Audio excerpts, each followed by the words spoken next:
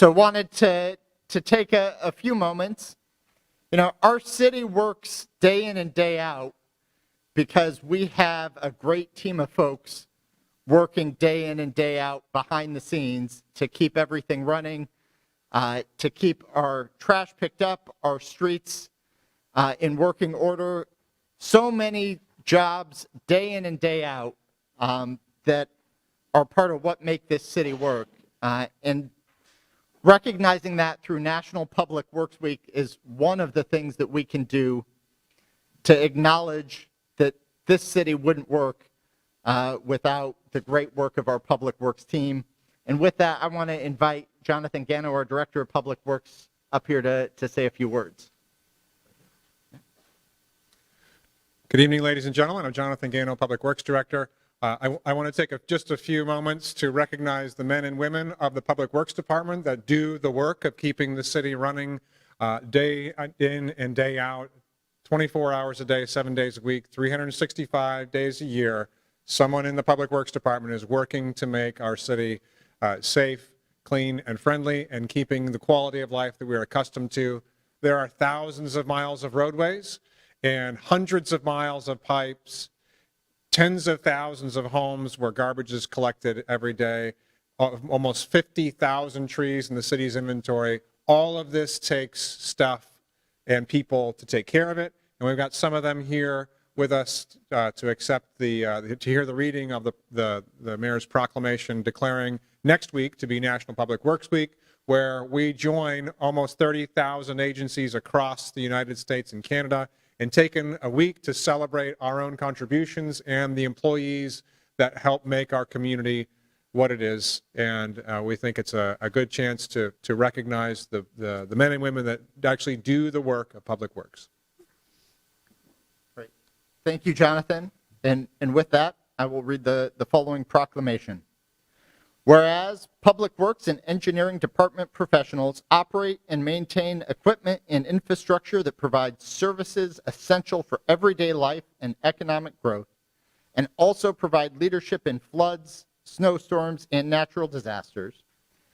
And whereas the support and understanding from informed residents is vital to the efficient operation of the services and maintenance programs such as sanitation, sewers, streets, forestry, and wastewater reclamation provided by the Public Works Department.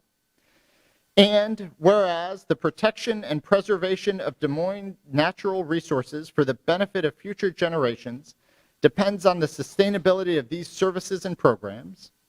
And whereas the quality and effectiveness of these functions, as well as their planning, design, and construction, is vitally dependent upon the efforts and skills of public works and engineering professionals. And whereas the efficiency of the qualified and dedicated professionals who staff the public works and engineering departments are essentially influenced by the people's perspective and understanding of the importance of the work they perform.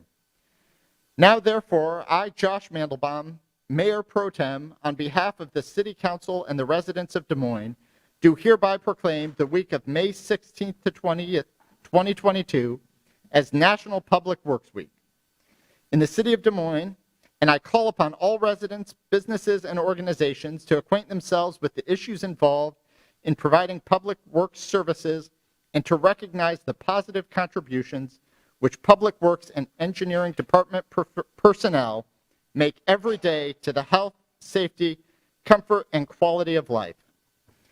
And with that, I'd like to call up some of our Public Works professionals so that we can all show our gratitude here as well.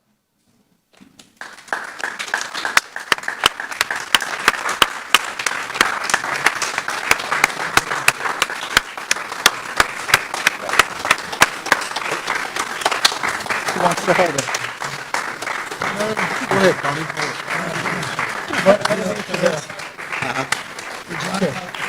You hold it.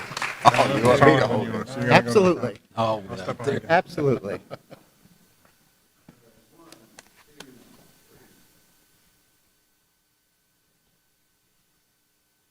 Excellent. Thank you. Thank you. Nice.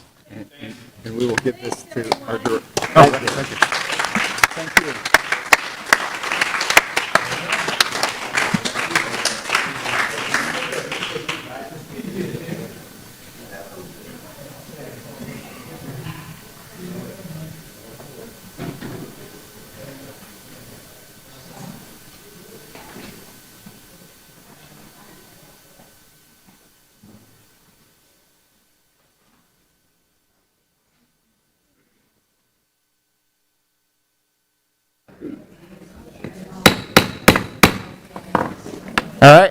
I'm going to call the May 9th, 2022 Des Moines City Council meeting to order, and I'll ask the clerk to take roll. Boson. Here. Boss. Here. Shoemaker. Here. Westergaard. Here. Mandelbaum. Here. Gatto. Here. Your Honor, we have a quorum. Great, thank you. Item 2 is approving the agenda as presented and/or as amended. We have one amendment to item 68, which is an amended roll call by removing 3 speakers. Council, can I have a motion? I'll move to approve the agenda. Second. All right, this is a voice vote. All in favor, say aye. Aye. All right. Item 3 is approving the consent agenda. That's items 3 through 48. These are routine items and will be enacted by one roll call vote without separate discussion. Unless pursuant to council rules, council requests an item to be removed to be considered separately. On the consent, this time, item 47, Mandelbaum votes no. Seeing others, I'll move that we approve the consent items. Second. All right, it's been moved and seconded. Will the clerk please take roll? No, I think we got to push the Oh, button. vote. Yep, sorry.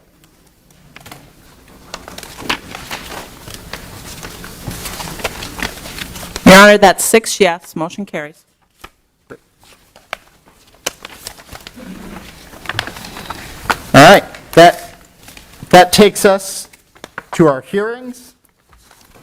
As a reminder, for those items where public comment is not taken or to convey information generally to the council or city manager, Des Moines residents are encouraged to submit letters, emails, texts, or phone calls with additional comments or information to ensure they are sharing information they would like to be shared.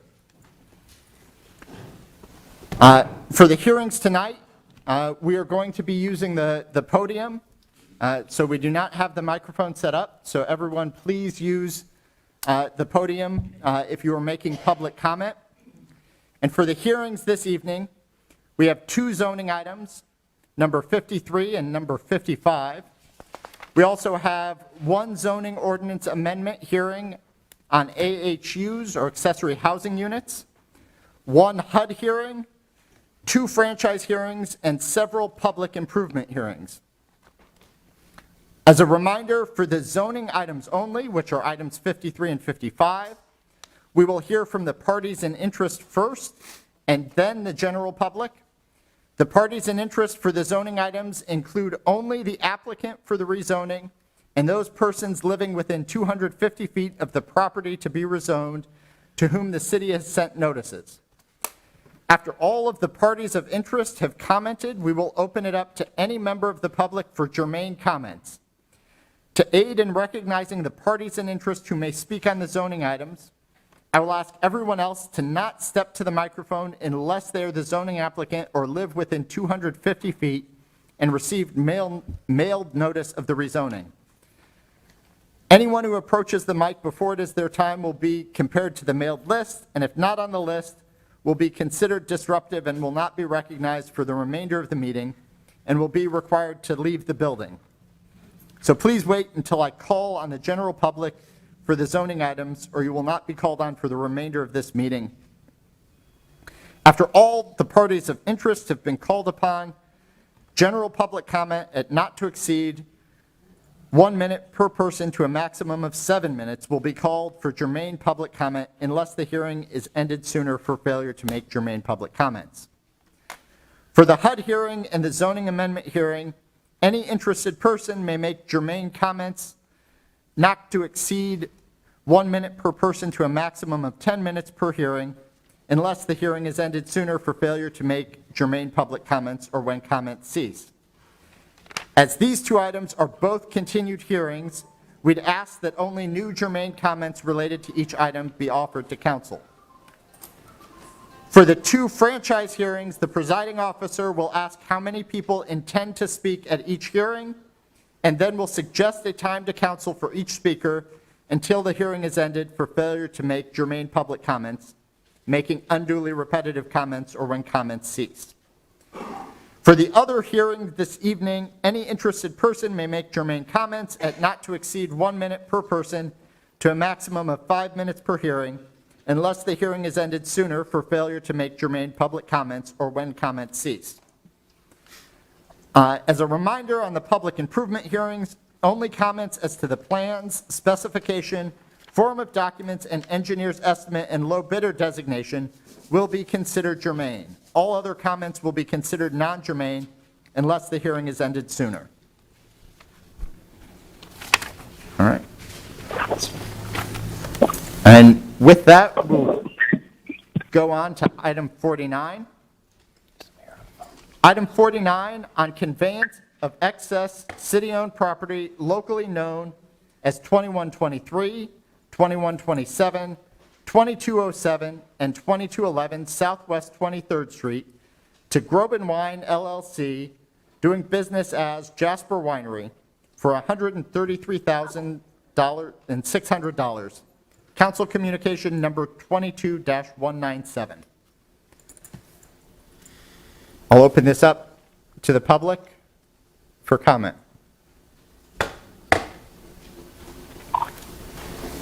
Seeing none, any council discussion? I'll move item 49, Your Honor. And I'll second it. It's been moved and seconded.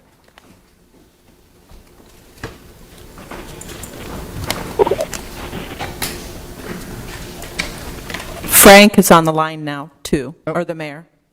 Okay. Hello, Mayor. Hi. Thank you for joining us. Hello.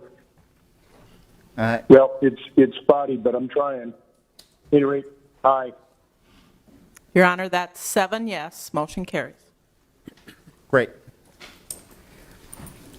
Item 50, on conveyance of a permanent easement for building encroachment in city property located south of and adjoining 2811 Ingersoll Avenue to Peachtree Properties, LC, for $2,475. I'll open it up to the public for comment.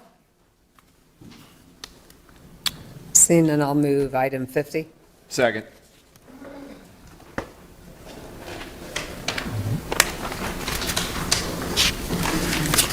Mr. Mayor? Hi. Your Honor, that's 7 yes, motion carries.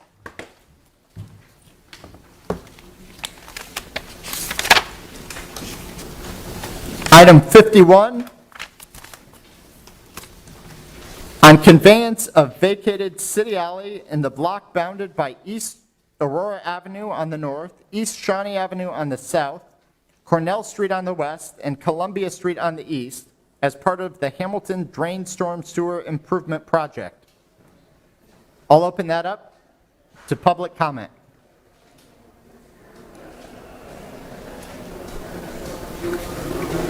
Seeing none? See, none, I would, I'm sorry, the discussion. With no other comments, I would move item 51, and I'm not sure if this one had a second or third reading. It didn't indicate so I don't think I there don't is. think it does. Okay, I'll just move- second the motion. It's been moved and seconded. Hi. Your Honor, that's 7 yes, motion carries. Well, there's one there. Item 52, on vacation and conveyance of city alley and block bounded by East Shawnee Avenue on the north, East Madison Avenue on the south, Columbia Street on the west, and Bowdoin Street on the east as part of the Hamilton Drain Storm Sewer Improvement Project. And item A, first consideration of the ordinance above. I'll open it up to public comment. Seeing none, Your Honor, I will move item 52 and 52A. I'd like to add B pursuant to Rule 42, waive the second and third readings. I'll second that. The item has been moved and seconded.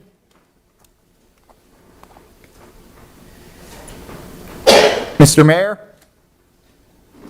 Aye. Your Honor, that's 7 yes, motion carries. item 53, on request from Angel Groff, owner, to amend the Plan DSM Creating Our Tomorrow Plan to revise the future land use classification from low-density residential to industrial use, and to rezone property located at 2200 Easton Boulevard from N3A Neighborhood District to I-1 Industrial District to allow use of the property for vehicle maintenance and repair, major use. Plan and Zoning Commission recommends denial. Choose alternative A or B. This item is continued from April 18th, 2022. Option A is to deny, or B is to approve and continue the hearing to May 23rd, 2022, and to direct the city manager and legal department to prepare the necessary legislation. Requires 6 affirmative votes. Can we hear from the applicant or any parties in interest?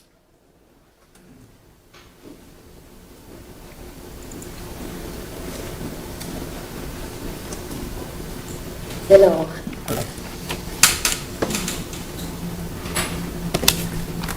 My name is Angel Groff. The address is 2200 Eastern Boulevard, Des Moines, Iowa, 503-217. This property has been zoned for many years as a tire repair shop, retail business office. 3 tenants have come and gone and have requested that the building be zoned to add an auto repair shop. Our most current tenant has requested the same for this accommodation from the City Planning Council. We recently did a walk around of a 250 feet radius of the business and spoke with the homeowners. Our initial finding did not find any of the residences within that radius to have any disagreement with the zoning plans. The only request they had was to keep noise to a minimum. This is possible as the noise during business hours wouldn't be equal to the noise of a tire shop. It wouldn't be beneficial for the commercial property to be zoned for a repair shop. The added tax benefit to the city of Des Moines would be help to pay for city improvements. The state wouldn't receive the added tax benefits of a thriving business. The city and neighborhood wouldn't receive benefit through additional competition for quality repair work done. The company wouldn't receive the benefits of hiring additional skilled workers. Our current tenants will abide by all city, state, and federal regulatory requirements. Sanitation, waste disposed, recycling, toxics and non-toxics, noise or ordinances, workplace safety, OSHA, occupation health. Thank you so much. Thank you, Angel. Thank you. Thank you. Are there any parties of interest present?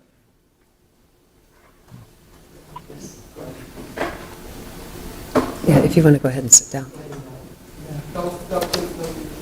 If you want to go have a seat. Yeah.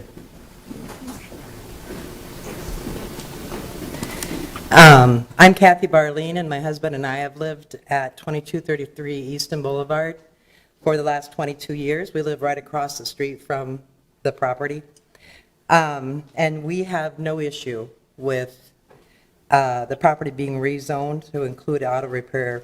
In fact, we'd welcome to our neighborhood. Thank you.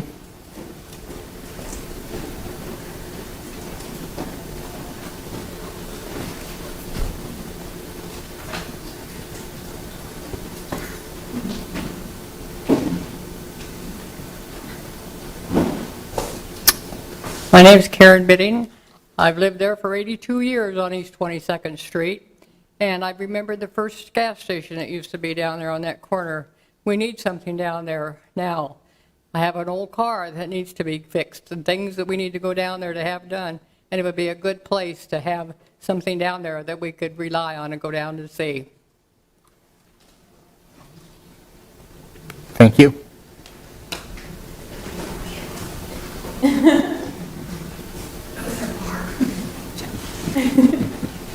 Hi, my name is Kathleen Worley, and I've only lived at 1460 East 22nd Street for 3 years as the main residence there.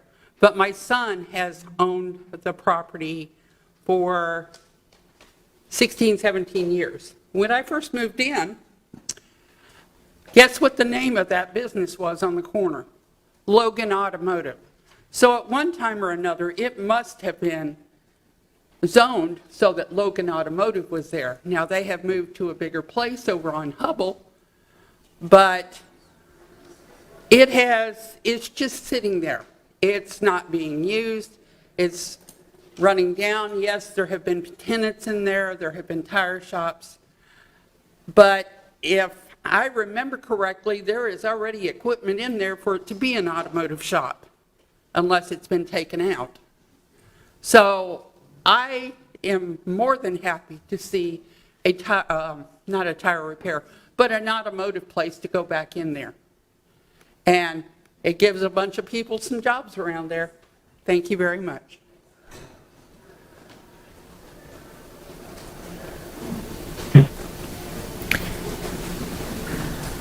Are there any other party in interest?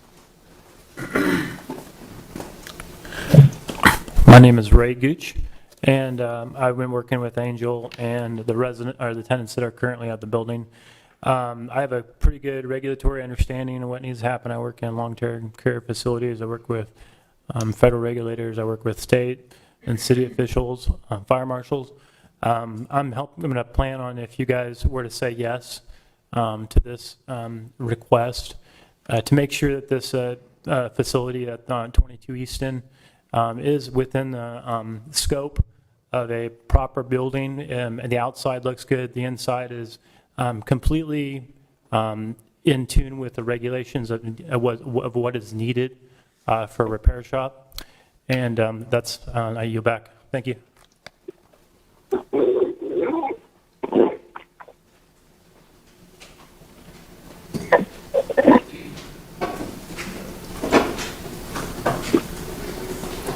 Well, I'm a friend of Angel Groff, and as long as I have known her, she gets... Could you provide your name? Oh, I'm sorry. My name is Dixie Griffith, 824 Boyd Street, over by Grandview Avenue. But I'm a friend of Angel Groff, and as long as I've known her, she is a woman that stands for people. She wants to see jobs. She wants to see the economy thrive. She's a people person, and she goes to my church. She'll stand behind this because I'm on the board, and Pastor Mark would talk to her pretty sternly. So anyway, I'm just for this to help the people in our community. And that one gal said it used to be Logan Automotive. So that makes me think it was zoned somewhere in the past. And I just think it would be good to promote the neighborhood, and she would stand by it. I mean, I stand by her. If anything ever needed to be done, I'd be right there. And I just wanted to thank y'all today. Thank you. Thanks. Are there any more parties in interest? As a reminder, it's folks within 250 feet, and then we'll open it to the general public. Are you within 250 feet, sir? I'm just supporting. Yeah, I just want to make sure, any other parties in interest? Sir, you can come back. We'll open it up to the general public. Thank you. My name is Vince Berardi, and I've known Angel for over 12 years, and she's a very, very good friend. She always wants to do what is right, and I've worked with her, and I've went around the neighborhood, within the neighborhood of that building, and every resident, we went to over 6 to 7 residents in that neighborhood, and every one of them agreed to have a auto repair shop there and keep it the zoning, because the ones that have rented it now, they are so down to earth. They really want to do what is right and help that neighborhood, because the city council in that neighborhood, so that the taxes can be paid, on time and everything. And everybody that's there will be able to see that it's a good neighborhood. Okay. And thank you, sir. Thank you. Thank you. Do we have any other comments from the general public?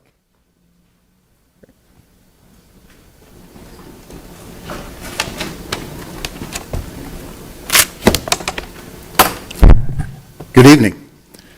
My name is Jeff Whitty, and I live in Ward 2, and I'm president of Fairmont Park Neighborhood Association. Fairmont Park Neighborhood Association is opposing this rezoning. First of all, the square footage of that building is so small. Everybody knows with auto repairs that you can't get parts anymore. Cars might sit for 2 weeks, 3 weeks, 4 weeks, you never know. There's parking space for, I believe, maybe 6 cars, that's it. And that's for employees and everything. So when you go industrial, that's a whole different thing. We supported Angel when she went to get this conditional use. She told me that all she wanted was a tire shop, a retail shop, and I said the neighborhood will support that because we are pro-business. But this here is a detriment to the neighborhood. Fairmont Park has roughly around 5,000 residents, and yes, there might be a few around there. Okay, am I done? Okay. To be continued. Thank you. Thank you.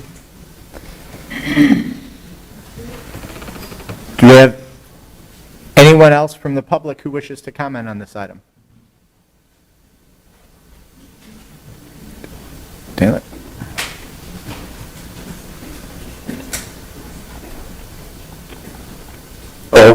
Taylor Weber, Ward 3. Yeah, I guess we saw some parties of interest, which means they live right next to this shop tonight, and they all said they were in favor of it.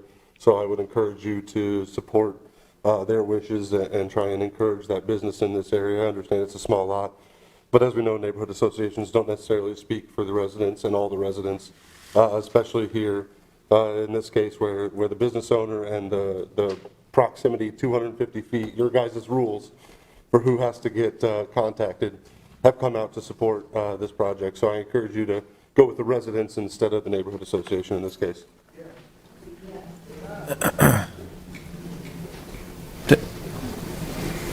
Just have a question. Thank you. Councilman Gatto? Yeah, Is there two buildings here with separate garages? Yes. Okay. And so, is it? Could Yeah. the applicant come back up to the podium if we're going to take council questions? I didn't know if anyone else wanted to speak, but I did have a couple.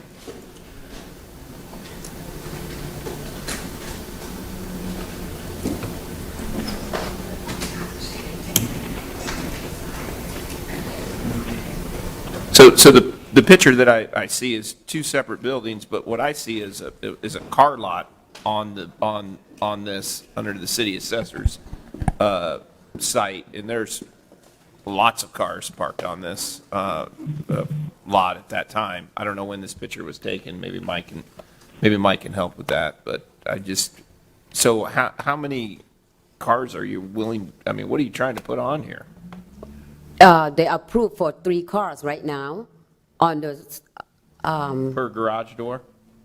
per garage door for each base has each car to work on. It has like a 4 base. The new tennis, they just moved in May 1st. They promised that they're not going to park outside. Just park whatever the city require. Only 3 parking space. 1 on the east, no, 2 on the east and west, only 1. That means total 3. Oh, okay. That's 3 spots inside the garages? No, there's like a double door garage, and then there's 2 single door garages. So that's all inside parking, not outside? Yes. Okay. Inside and yes. It was before parking a lot, but not anymore now. We have the good tennis. I don't know. I just had a couple. I didn't know. So you're talking about leaving 3, 6, 9 cars outside? Not out, no. Because I believe I'm that's what sorry. the city will allow, each garage door, right, Mike? They're limited by the Board of Adjustments decision currently. So if you rezone the property, we will review it. Yes. Mike, can you summarize what's allowed with the current adjustment? So Sorry. in your staff report, there's quite a lengthy history on the zoning of this property. Yeah. Probably about 2 pages of information about it. The last conditional use permit was approved in 2018 on the property, and there have been multiple requests to amend that conditional use permit since then. But ultimately, the tire repair shop was allowed on the property. There was a limit, for example, on vehicles could be there for 48 hours on the property. So those conditions still all currently exist on the property. If you rezone this, they would have to come through a site plan review process, and we would have to review under our current code. So if the council is considering approving this rezoning and going against the planning commission, we would recommend that you continue the hearing so that staff can come back with appropriate conditions to recommend for the zoning at the next meeting. We normally go with what the planning commission has recommended in our recommendations to you. So can they still operate under the Board of Adjustment right now? They can continue to operate under their current Board of Adjustment conditional use permit As a tire repair shop. as a tire repair shop, yes. Tire repair, not car repair. Only, they can only fix tires? They can't Yeah. work on any engines? or Minor repair, which would be tire repair on a car. It's what they're limited to by their conditional use permit today. And if I can just add on to what Mike's saying, this has come before us at least one other time. It's been through plan and zoning twice. Both times, plan and zoning have unanimously said, no, we're not going to change the zoning, because once we change zoning, then that tenant can leave and we can get every other industrial user there in a residential neighborhood. And that's why the last time in 2018, when the applicant came before us, we said, go back to Board of Adjustment. And she said, a tire repair shop is what I want. Since then, I don't know how many tenants there have been, but I know that zoning has many, many pictures where it was not being used with what they would said. There were multiple cars. One day I went by, there were food trucks in the parking lot. I asked Sue Ann, I said, there's food trucks, and she said, no, it's not zoned for that. You can't have that. There were things all over the parking lot, and in 2018, the applicant came before us and said, I promise I'm going to fix it all up, I'm going to take care of it. But that hasn't happened. And we've had, I don't know how many different tenants she's had. Angel doesn't live in the neighborhood, so it's a, you know, I'm sure she owns it, but she's not in the neighborhood daily to see what the neighbors have to. If you remember, this was on the council agenda a couple months ago, or maybe it was last meeting, but we have letters from all the neighborhood associations around there. Fairmont Park has came around and said they are not supportive of it. Because it's, I mean, if she had been a good neighbor, if it had been, she's got her conditional use permit, but that was not being abided by. So again, there's a couple different options. If the zoning is denied by the council, then she could seek an amendment to the conditional use permit from the Board of Adjustment, and they could place similar conditions on a new conditional use permit, just as they did on the previous one. Otherwise, if the council choose to rezone the property as requested, we would just ask that you continue the item for 2 weeks so that we can bring back appropriate conditions. So it looks like that January of 21, we did the same thing, denied the rezoning, and then in February 21 went to the Board of Adjustment, and that's when they said or they maybe just continued to say vehicle repair minor, the tire shop. Yeah, it's been fairly consistent on the Okay. requests for rezoning over the past 5 years. Yeah. It's got a long history. So do you have a tenant that wants to do mechanical work to it? Yes, they just moved in May 1st. They're very good tenants. Please say yes to this, please. Why I would think they the move problem is we say yes to you, that if you sell the place, then it can be anybody. So if you go to the Board of Adjustment and you ask the Board of Adjustment to amend your agreement with them, then you're able to stay there and it's just you. But if we say yes to what you're asking, then anybody can come and take over that building. And then it's zoned for that, and then the neighbors, it might not be someone as good as you are, or, it could be somebody different. And that's where the challenge that it is. So I would say your best bet is just to go to the Board of Adjustment and ask them to amend your agreement so your new tenants can stay there. That's what you probably should do. I don't know if I Linda's would. making that Yeah, recommendation. that's going to be my Yeah, just ask recommendation. them to do a little bit more what you want to do. I mean, I think that. I think the change is too much, to go to industrial in that area, because again, it's not about, it's what is down the pike or what could happen. I already went, I'm sorry. No, but you're not going to own this for how many years? I mean, you might decide to sell it in No, I'm not. 20 years, 50 years. She didn't go to the Board of Adjustment recently. Yes, I did. And I did 2 times already, they denied it.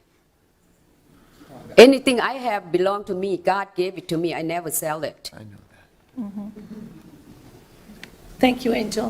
Thank you so much. I know So that would you- be the only thing, it would be just that one piece of property amongst everything else that's residential or. I guess my concern is just that, like, we heard from a lot of surrounding neighbors. There was somebody who registered not in support of it in that 250 feet.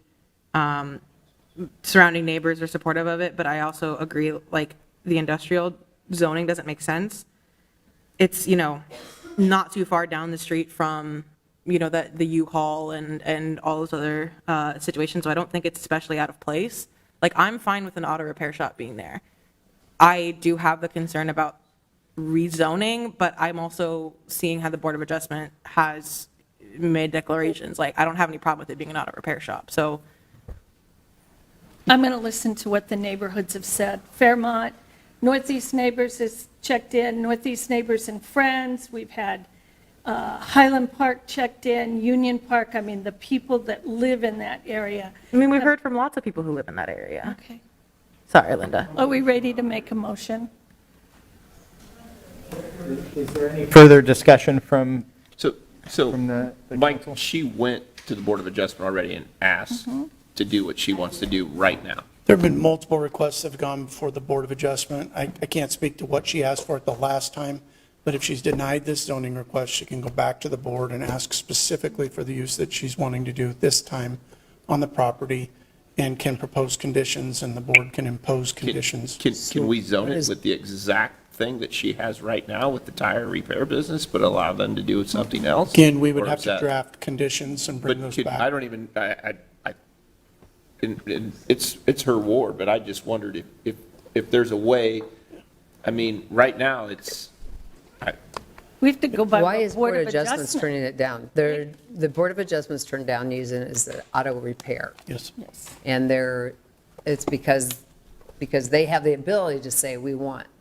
So it's been turned down twice by the Board of Adjustments, correct? Turned down twice by Plan and Zoning. And zoning. Yes. Okay. Yes. So we can, again, draft conditions to try and address the concerns we're hearing today and bring those back for consideration at the next meeting if you're wanting to rezone the property. so what she has today, it could be a tire repair business, and that's it. And how many cars can sit outside with the stipulations? I'd have to we right double check now? on the stipulations on that, on what they can have. Sue, I don't know if you know how many cars they can have per bay. How many violations have they had? It's 2 vehicles per bay. They've had several.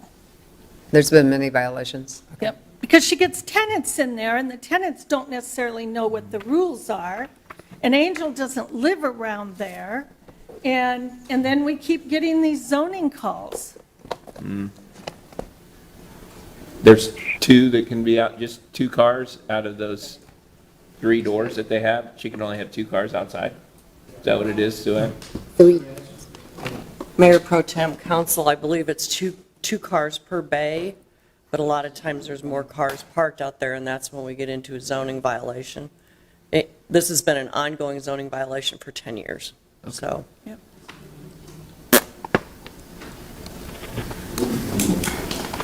Okay. I'm Any gonna- further questions or ward council member?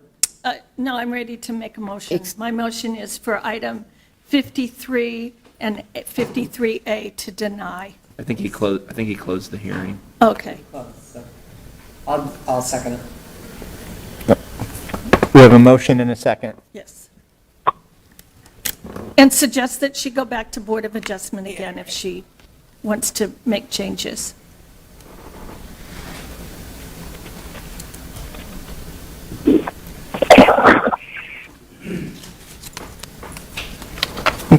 Mr. Mayor, are you still on the phone? Aye. Your Honor, that's 6 yes, 1 pass, motion carries.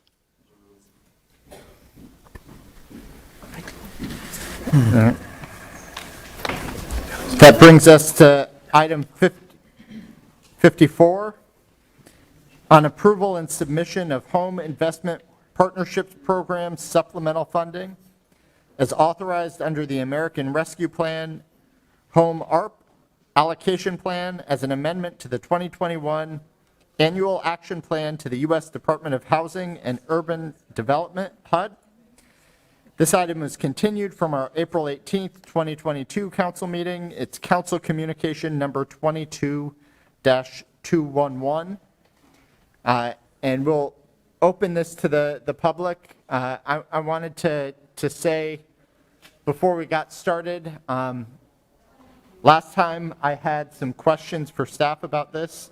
In particular, I suggested staff visit with 2 different organizations, Luna and NISA, that work with domestic violence victims in the immigrant community, and to think about how our plan can reflect how we can use these dollars to help address the specific needs of domestic violence victims and the housing needs that they need. I think staff did a nice job of getting additional input that will hopefully inform our efforts going forward.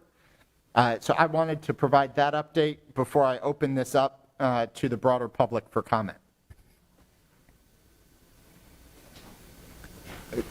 Go ahead.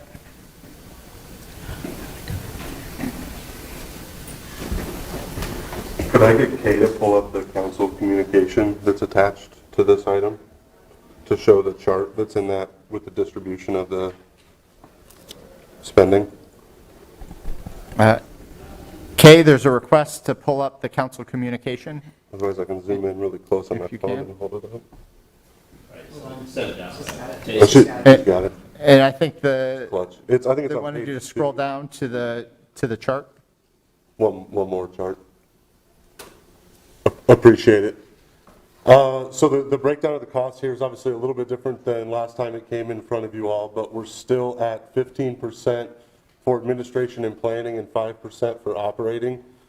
So we are spending less on operating and administration costs than we are on shelter, congregate shelters for our houseless individuals. Also, we're spending 75% on developing affordable rental housing. We haven't seen any rental housing come across that is in not only technically affordable, but actually affordable, come across and have you guys approve it. So I would really encourage us to not spend all the money on purely developing the housing, but actually developing rental assistance programs as well that help people live in the current conditions they're in that are currently unaffordable as well. So I really think we can do better, less for administrative bureaucratic costs and more for actually helping people that need to pay rent at the end of the month.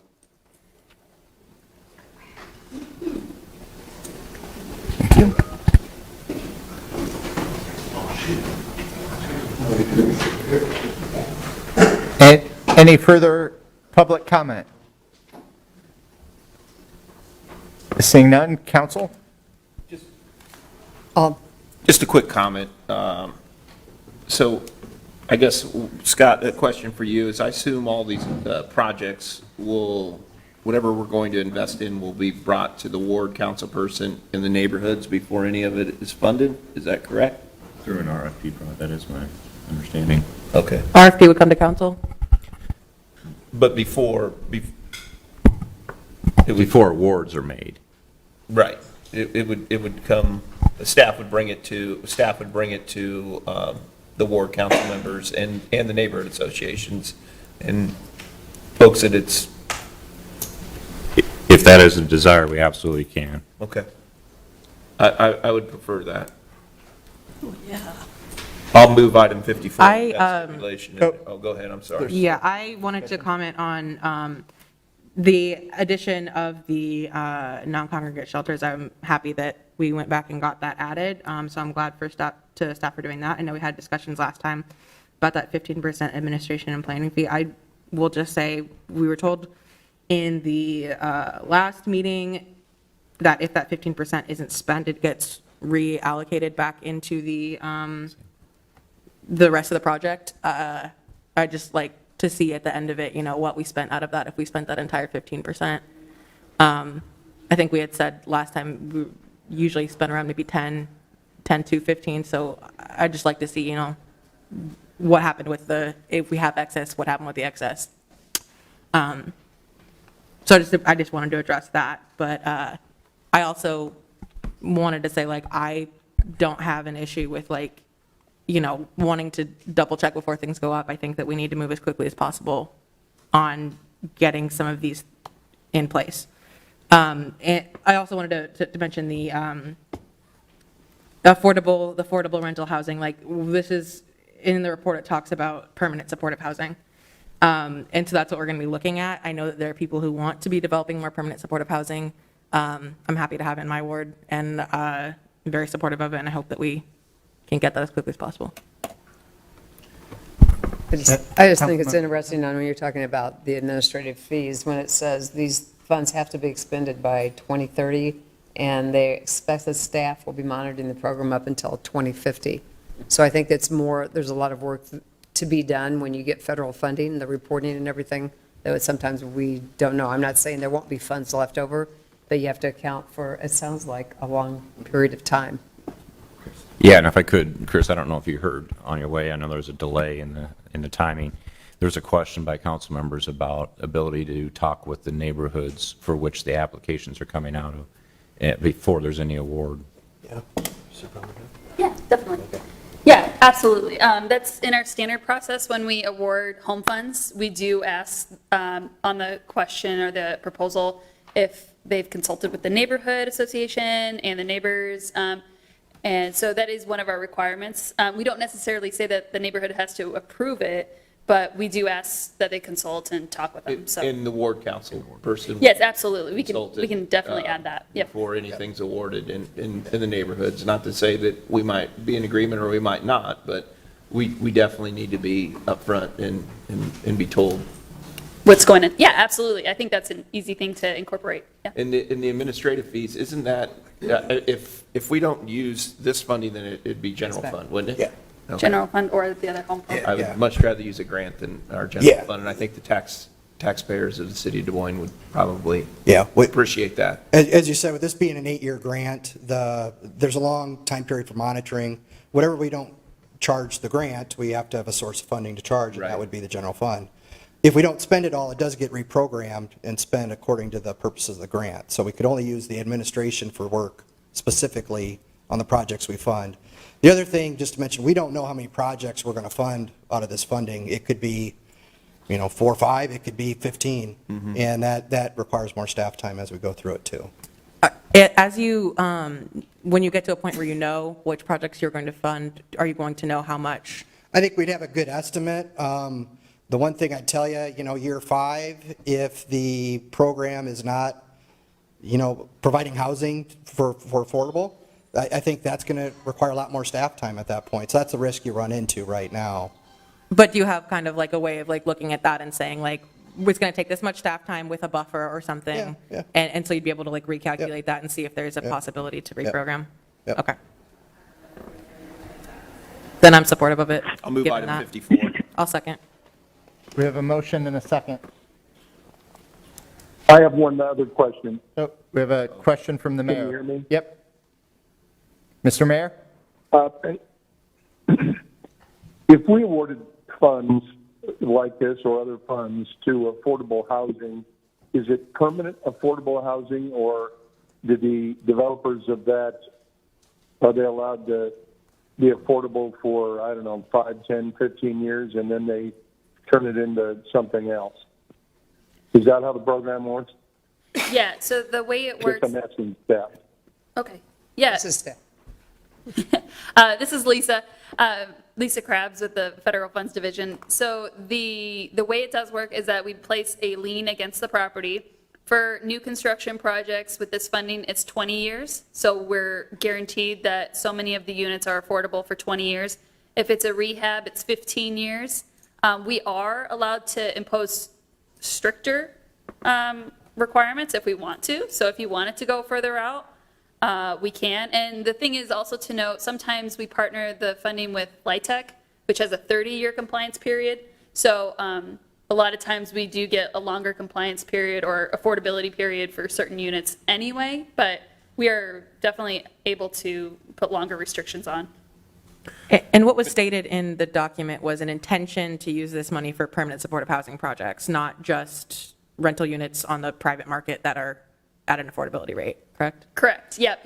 The funding, the home ARP funding is special in that it is really geared toward those who are homeless or at risk of homelessness, a lot of which we see have, concerns with mental health that need the supportive services. So yeah, the definite intent is to provide permanent supportive housing if possible. Everything that we're going to fund will have some sort of supportive services element to it. So, Mr. Mayor, I can make a friendly amendment to the motion to make it 30 years to line up with LIHTC, if that's suitable for you. Would it depend on the project? I think we maybe want to have the flexibility to respond to individual projects rather than just amend this on the fly. Well, we'll see the RFPs too, so we can. Right. So I don't know that we need an amendment, but I think we need to be mindful of that as a requirement going forward. Before it comes back. Before it comes back and before we approve any awards. Are you good with that, Mayor? I think I would agree with that. I just want everybody to be aware that that's how the thing works. And,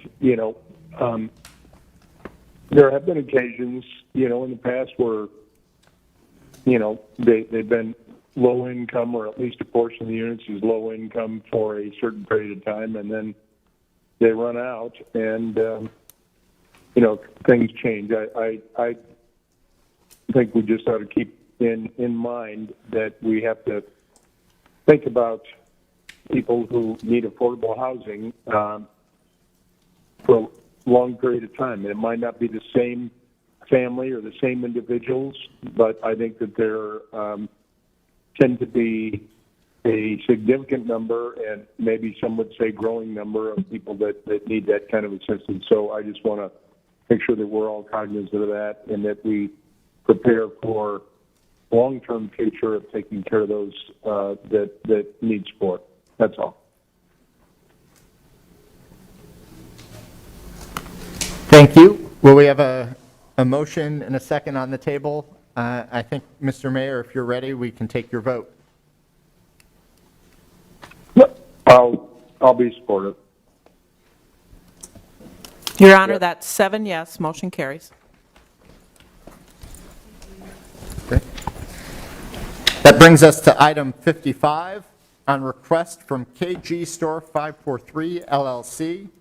Aubrey Gold is the officer, for designation of the Crescent Chevrolet internally lit acrylic sign at 555 17th Street as a local landmark, and on the issuance of certificate of appropriateness for proposed exterior alterations to the Crescent Chevrolet rooftop sign at 555 17th Street. I'll open this to the public for comment. Oh, yep, sorry. Parties of interest first. Are there any parties of interest present? Seeing none, I'll open this to the general public. Move item 55, Your Honor. I'll second. All right, it has been moved and seconded. Mr. Mayor? Yes. Your Honor, that's 7 yes, motion carries. This brings us to item 56. This is a continuation from our April 18th, 2022 council meeting on amendments to the zoning ordinance, Des Moines Municipal Code, Section 134-3.9.2, relating to accessory housing units, AHUs, and permitted zoning districts and regulations. A is the first consideration of the ordinance above, and Table 135-2.22.1. B is final consideration of the ordinance above. Waiver is requested by Aaron Olson Douglas, Development Services Director, and requires 6 votes. So with that, I'll open it up for additional comment and remind folks, if you previously spoke, for new germane public comments. And with a 10-minute maximum. Thank you. Good evening, Your Honor, members of council. I'm Matt Hauge, the Outreach Director for the Polk County Housing Trust Fund. I just wanted to come before you tonight to say the Polk County Housing Trust Fund supports adding additional accessory housing units in our community. AHUs add housing options that align well with Plan DSM's commitment to providing lots of housing options at a variety of price points. From an affordability standpoint, AHUs have the advantage that the land they sit on is already paid for. They also help the city take full advantage of its existing infrastructure. And finally, AHUs provide ordinary homeowners a way to engage in developing housing that the city needs. We hope that council will adopt the proposed changes, and we hope that you will continue your engagement to reduce housing barriers in Des Moines and across the region. Thank you. Thank you.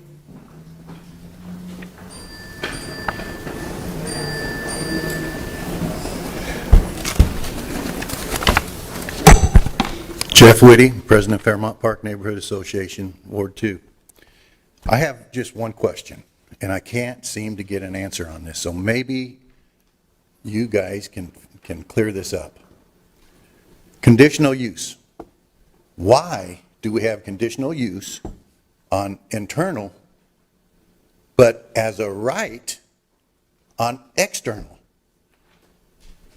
It seems to me that the neighbors next door to him would have a right to protest if they don't want this under a conditional use, but as a right, they won't have that.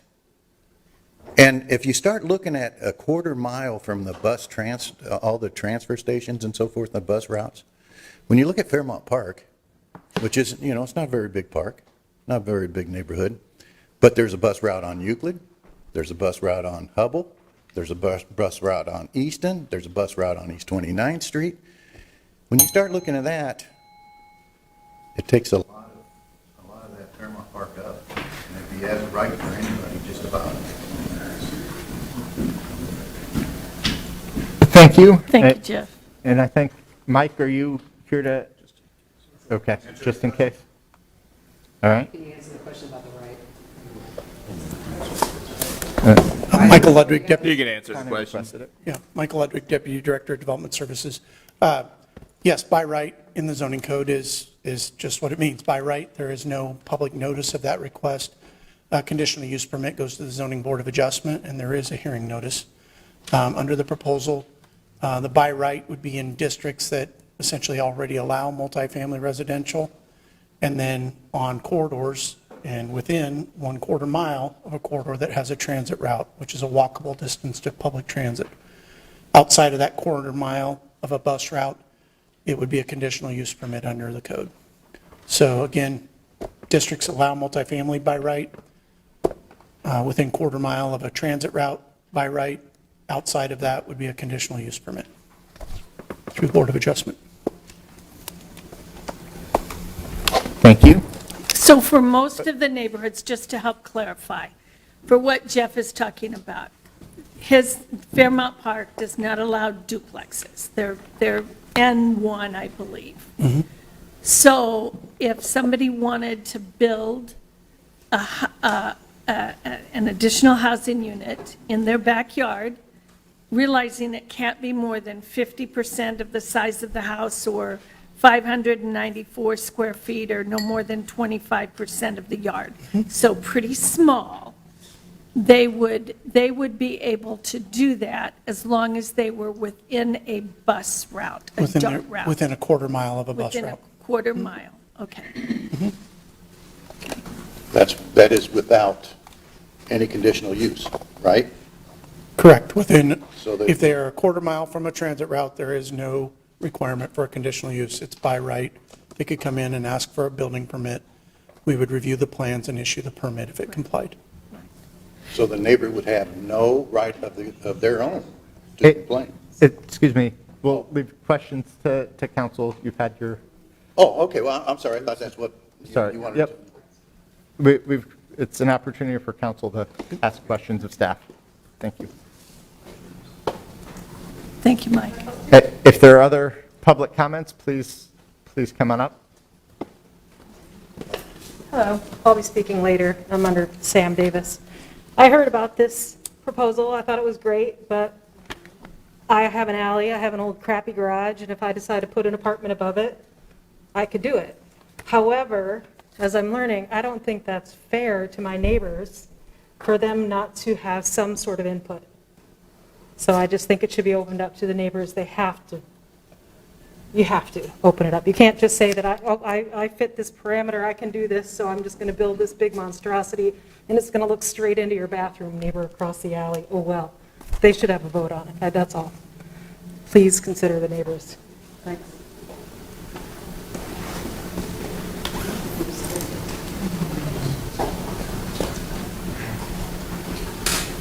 Hi, Wyatt Archer, 50309, Ward 3. I talked about my support last time. I'd like to reiterate my support. I also want to just make sure everyone's aware that rear yard setbacks are still required. Everything that's already in the zoning code is still required. So that if things are already legal non-conforming, you can't just put something else on top of it. So you would have to actually meet the legal code of the rest of the zoning ordinance. But I think this is a great way to add affordable housing everywhere in the city. And I do not think that individual neighbors should be able to veto affordable housing kind of in their neighborhood. But again, very small. You have a size limit, area limit actually on the actual property and whatnot. And I think it's a great asset that the city of Des Moines could use. Thank you. Good evening, Council. Sheila Canopla-Odole, local attorney, Ward 3, member of the Des Moines Citizen Task Force on Sustainability. I think this is a good ordinance, and I recommend that you pass it. We have to increase the density of our residential availability. Housing is a problem. It's going to continue to be a problem. As the climate changes, we're going to get more and more refugees coming to the city. So I think anything that we can do to increase the density of housing within the city is going to benefit us, and it's going to provide for a more stable community. So, thank you.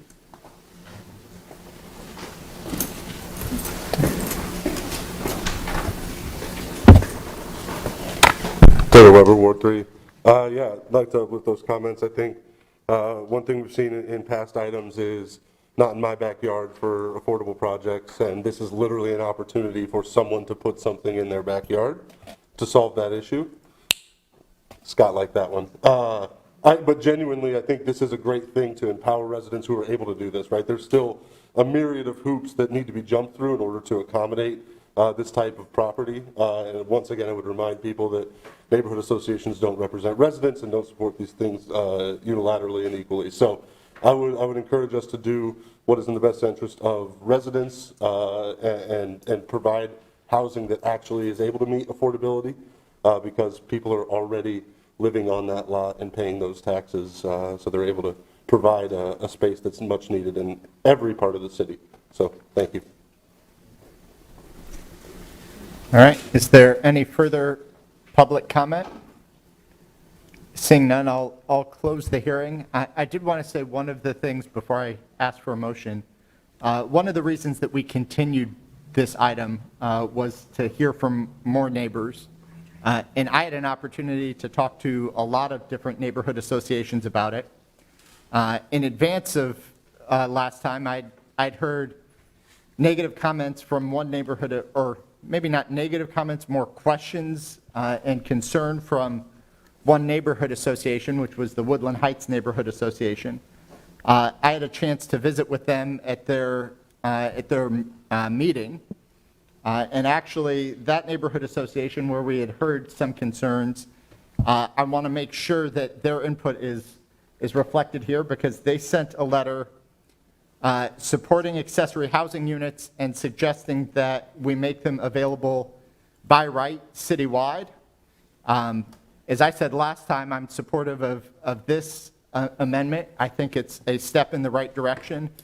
I hope that we listen to neighbors and other voices over time and look at how we can make this available citywide, because I think these type of choices and options are a benefit. It gets more housing. It gets a variety of housing. It allows generations to live near each other if they choose. It allows property owners a way to offset costs. It provides a lot of flexibility and a lot of benefit, and I'm glad we're looking at this step. And with that, I'll open it up if someone on the council would like to make a motion. Councilmember Voss? Yes, I'd like to move 56A and 56B. I'll second. Just before we vote, I'd just like to state a couple things, and I've had the opportunity to talk to a lot of different neighbors, and right now, we can build these. You just have to go to the Board of Adjustment. I mean, it's pretty simple. I mean, you have to go there, and neighbors everywhere within 250 feet get notified, so your neighbors know what's going on. And so that, you can do that right now, Joe? citywide. And so I think the direction I've gotten from many of my neighborhood associations and many of the residents that I've spoken to, they like that process. They don't like that it's basically going to be by right within a quarter mile and things like that. They want to know what's going in their neighbor's backyard, and I feel like that's fair. So I won't be supporting this motion tonight. I just think that we have a process right now. In theory, I think it's great.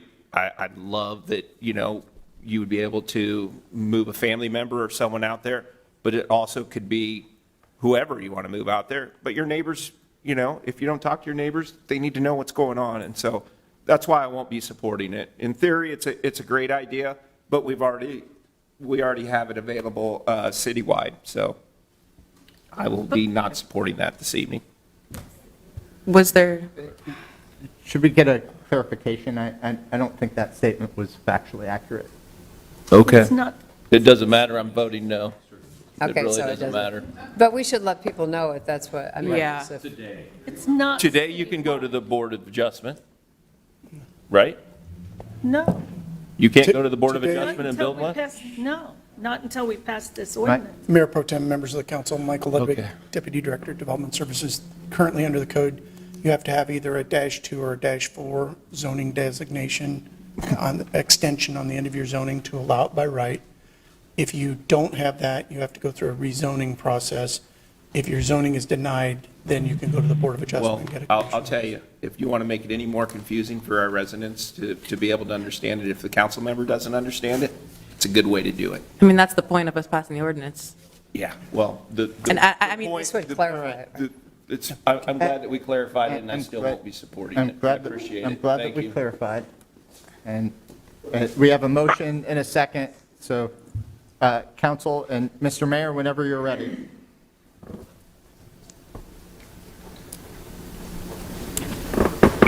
Mr. Mayor?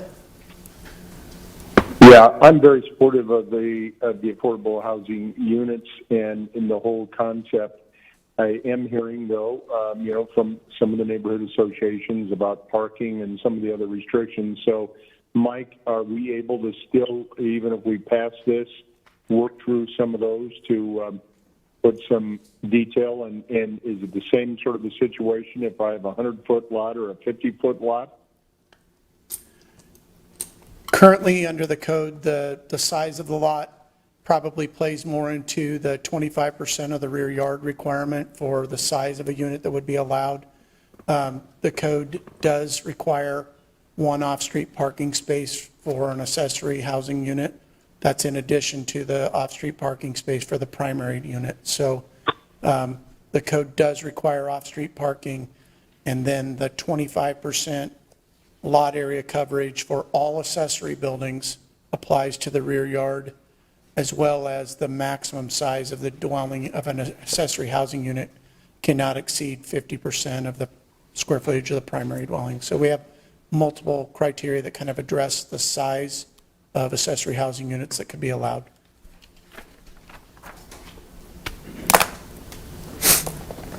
Okay. As I say, I'm supportive. I'll vote yes.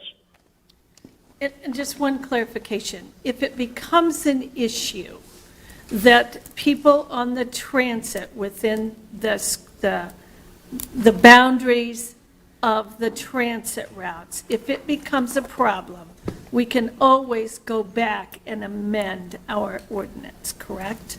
Absolutely, you can amend the code at any time. and If we see it become an issue. Correct. Right. Yes. I just have to say, your neighbors don't get to tell you if you get to build a shed in your backyard. This is essentially the same, like, building requirement as that.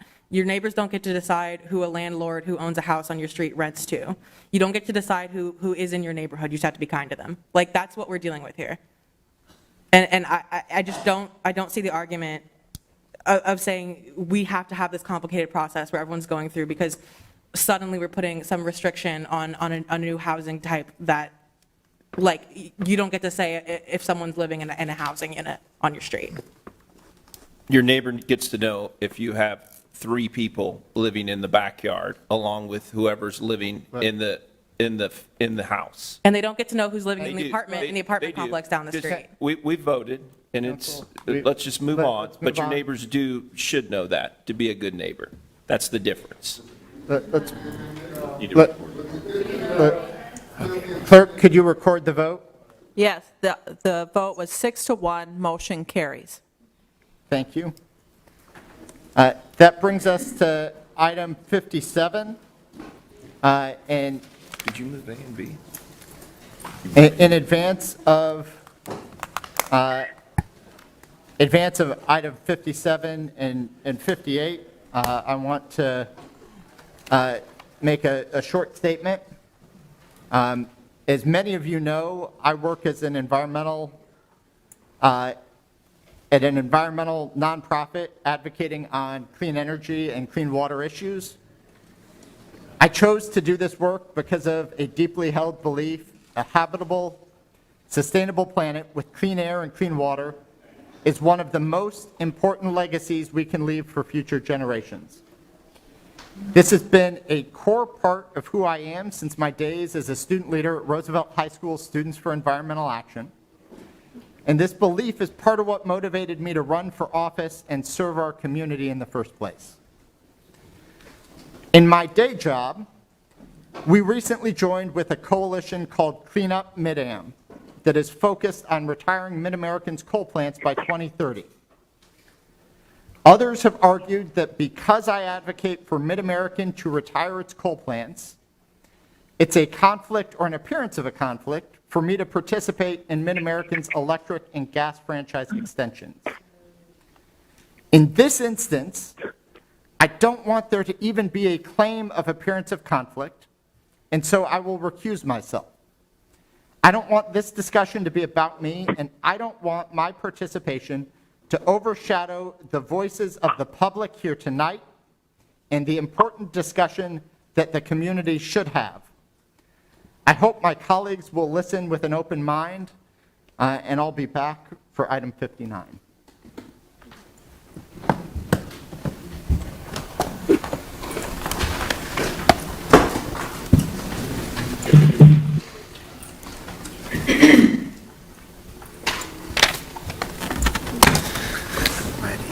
Okay, so we'll move on to item 57.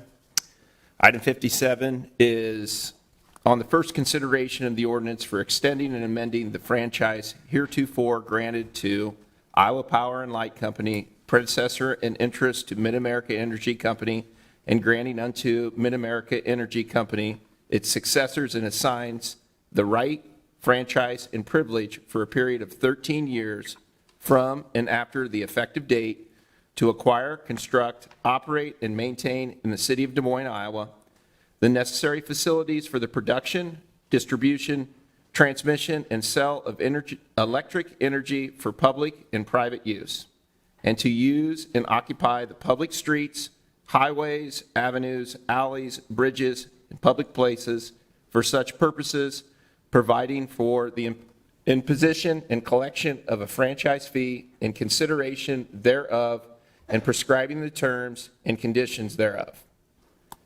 So I will open up this hearing. I would like to know how many are going to speak. About 20 out in the Great Hall still.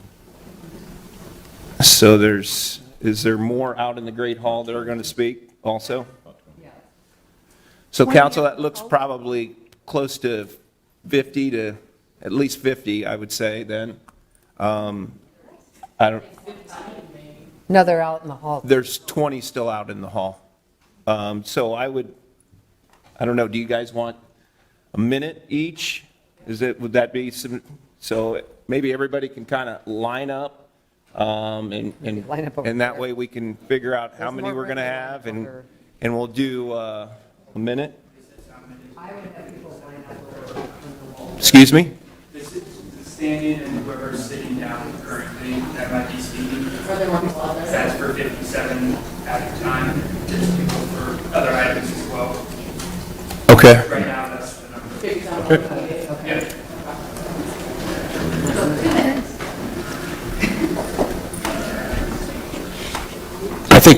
I think we'll do a minute for everyone. Is everyone comfortable with that, council? All right. Who wants to start? We'll open the hearing. Oh, yeah. Go ahead, Mr. Manager. Okay. Thank you. I'm being told there's more people out there. That's fine. They'll have an opportunity to. We're going to give Mr. Manager some opening statements, and then we'll open up the hearing to the public.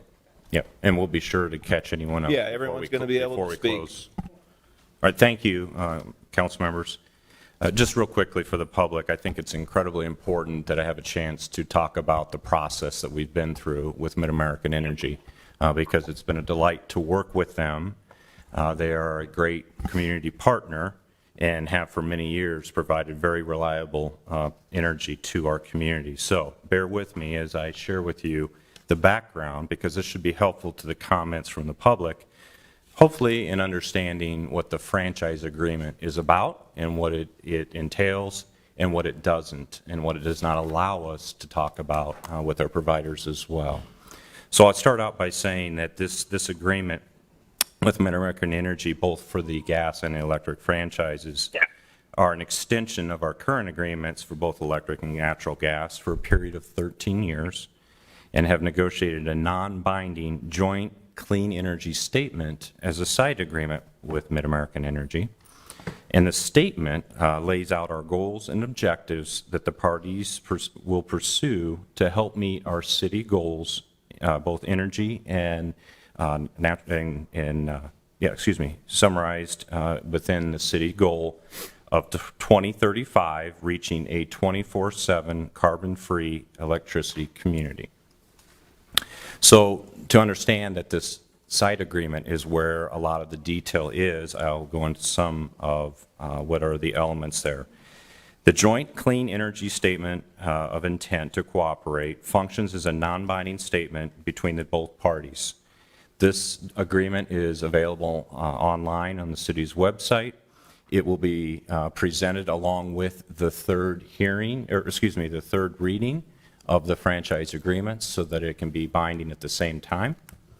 The statement focuses on energy efficiency, demand management, clean energy generation solutions for the future. The statement lays out a process whereby both parties will be collaborating to develop an annual work plan and an annual reporting out to the public that is tracking the progress that we are making towards the city's goals. That is very important. But again, that is within the side agreement, not within the franchise agreement. That statement creates a process, again, where there'll be annual accountability. And some of the elements within that account for increases to the accountability to the public for actions taken by both parties within the most recent year, promotes increased data access and transparency to the city, works to reduce energy burdens for our low-income residents, prioritize a transition of clean energy resources. It fosters collaboration in efforts with state and regional agencies, including the IUB. The utility franchise agreements are negotiated contracts between the city and Mid-American Energy, again for both electric and gas. The franchise agreements specify the period of the service and the collection of franchise fees, which is crucial as well. The city currently collects a 5% franchise fee for both gas and electric utility use. That amounts to a $12 million annual budget amount for our general fund, which is available for city operations. So I can tell you that is incredibly crucial that we do not put at risk the $12 million annually that we receive through those franchise fees. Again, the period of time is for a 13-year agreement. Again, bear with me because there's a lot of great information and performance that has occurred with Mid-American Energy in the past and has gotten to a point where Mid-American Energy is at the 11th lowest rate compared to the 135 regulated utilities. And has an incredible amount of renewable energy in their portfolio. However, when the wind doesn't blow or the sun doesn't shine, it is essential during our transition to a net zero greenhouse gas emissions that a balanced and reliable and affordable generating portfolio is continued and maintained and not put at risk the reliability of receiving electricity and gas. Mid-American Energy strives for to be more than just a utility provider, and that's evident in their actions. The company's citizenship program CARES is very critical in those efforts. The company gives back through money, resources, and time to help build a sustainable future for all of us. During the last 5 years, the company has been a partner with approximately 600 organizations. These activities include an enormous amount of assistance with nonprofits and more than $6 million to make the community better and stronger. MidAmerican's Foundation has also invested in the community by providing more than 180 grants.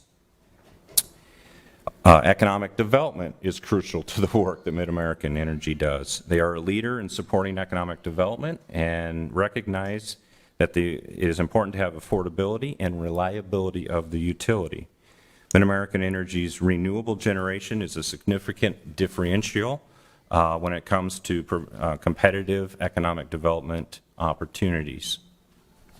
In 2021, an estimated 88% of the energy MidAmerican Energy customers received came from renewable resources.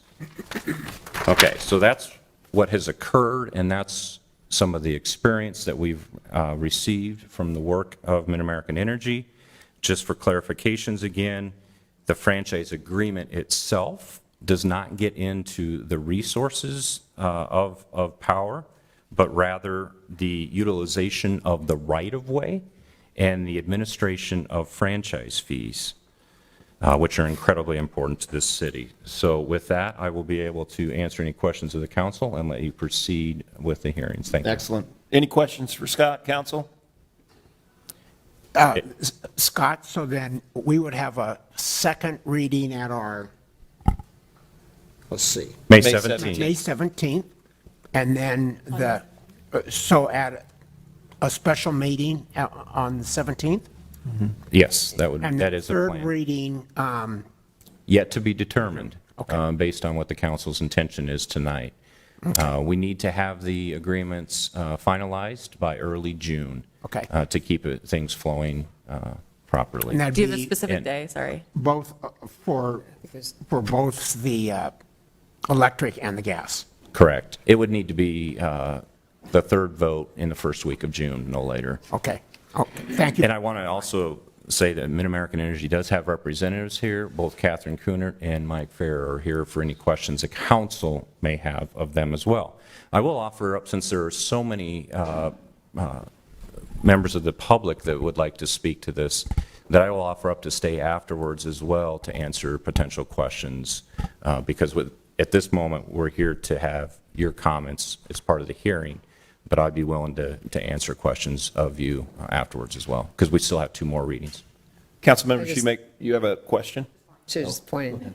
Sorry. So basically, the franchise agreement is our mechanism to collect the funds, but MidAmerican could still operate the electricity even without a franchise agreement. We just wouldn't get the funding.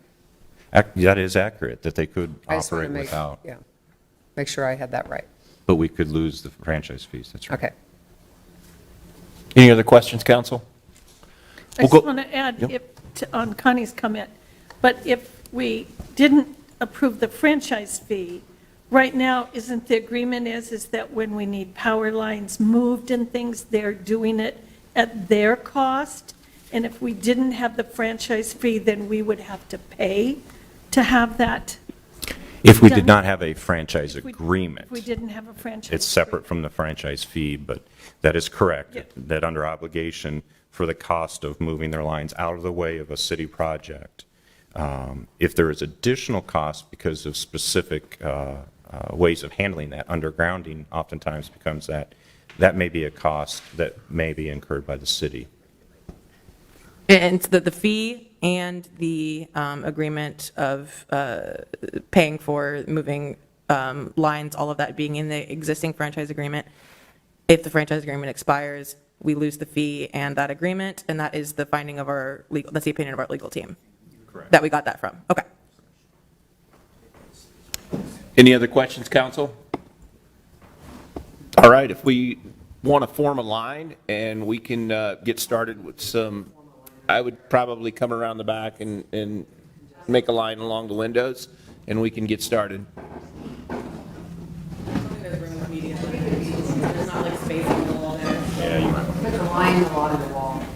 Okay.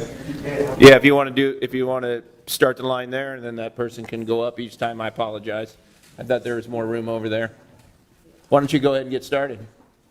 I will get us started. Excellent. Thank you, Council. Sheila Canopla Odole, Ward 3. member of the Des Moines Citizen Task Force on Sustainability. I would recommend that you reject this as written. I know we need to do this, but I'm concerned about the period of 13 years being too long without any kind of checks and balances involved.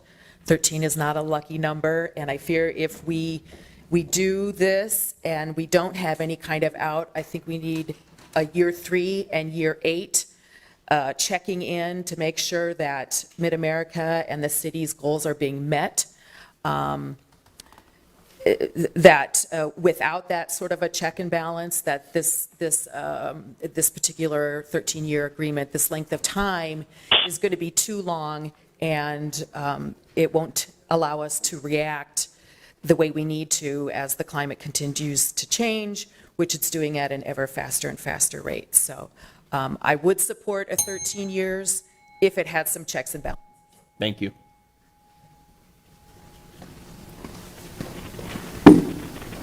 Hi, I'm Hannah. I'm a sophomore at Roosevelt. I'm here with Roosevelt's Environmental Club, and I'm here to ask that, like she was saying, you add these checks and balances in the plan because it's the only way we can make sure Mid-American stays aligned with the city's 24/7 clean energy goals. And it's true, Mid-American does do a lot of great things for the city, so I understand why you're hesitant to ask for these checks and balances. But you can always extend it 1 to 3 years or up, but you cannot make it shorter if they are not holding up their end of the bargain. And this shouldn't be problematic since Mid-American continues to boast about how sustainable they are, and we can't get locked into another more than a decade-long contract because it will allow Mid-American to continue polluting our state while providing no benefits to it from the use of the coal plants. In fact, they cost Iowans $884 million to $2.6 billion in economic harm, which vastly outweighs the franchise fee. And they don't plan on shutting these coal plants down until 2049 when I'm 44 years old. So I ask that you... Thank you. Yeah, I had my classmates sign this card to keep in mind when... You want to make a motion to receive and file? All those in favor? I'll move to receive and file. Seconded, if we need a second on that. Second. All those in favor? Opposed? Abstention? Motion passes. Thank you, Mayor. Go ahead. I'm Evander Steeler. I'm a sophomore at Lincoln, and I would like to second her proposal that we shift the contract to 3 years because, like, the amount of damage that these power plants is committing to our environment is, as she said, far more than they are worth, and they continue to pollute our state with things that are killing our environment, which is harming our crops, which is the, as you know, the largest economic output of Iowa, and they don't benefit anything as our state uses less energy than all other forms of Mid-American energy produce without the power plants. And as you said, with the needing a reliable source of energy, that's why we have natural gas plants and things such as that, where they are more efficient, cleaner, and cost less, which just makes them better all around. The most recent... Thank you. My name is Bridget Peterson. I live in Ward 2, and I wanted to start by pointing out that while Scott Sanders probably prides himself on thinking this is an impartial discussion, I don't believe it is because it's improper when the city gets to speak before a public hearing, as that could impact the comments that come after it. And second, I would support rejecting this franchise agreement. Most days on my phone, I get a banner notification now that there's moderate air quality reported in my area. That's not good. And I have to imagine if there are 5 coal plants in the state operating and churning out fumes, that's probably having something to do with it. Further, my husband and I are hundreds of dollars behind in back payments that we owe to Mid-American Energy. And they denied us winterizing equipment for our home. So when Mid-American raised prices this past winter, despite recording record profits, I think it was somewhere in the 800 million range, they raised prices on us, and we are now footing the bill for that. Thank you. First of all, I want to thank Scott Sanders for the helpful advertisement from Mid-American, but it's not that we don't understand it, it's that we don't agree with it. Mid-American is the largest carbon polluter in the state of Iowa. Their executives had said to us they have no intention of ever stopping burning coal if not forced. Non-binding statement to us or no. The citizens of the city of Johnston were recently able to get a franchise agreement that allows for cancellation or alterations after 5 years. But the citizens of Des Moines have no such rights, apparently. Why would you give up our leverage? Whatever we are getting in franchise fees could be extracted tenfold with leverage, much like a union. Why are you so scared of Mid-America and you can't at least build in a chance to reconsider? They personally, as a company, could have reduced COVID deaths of our citizens by 15% if they had not shut off the utilities on poor and suffering families during the pandemic. They owe us. We own them. Why does Josh have to accuse himself for caring about this, but not Frank for accepting thousands of dollars of donations from Mid-American? When we passed the carbon resolution, did it mean nothing? I'm the parent of a small child, and there's no second planet and no second Iowa for her. Please vote no. Thank you. Cooper Harwood, Ward 1. This franchise agreement was presented just now as something that is entirely of benefit to the city and seemingly not at all to Mid-American. This agreement gives up a powerful source of leverage we have to try to get Mid-American, the single largest carbon emitter in the state, to get away from practices that are harming us all.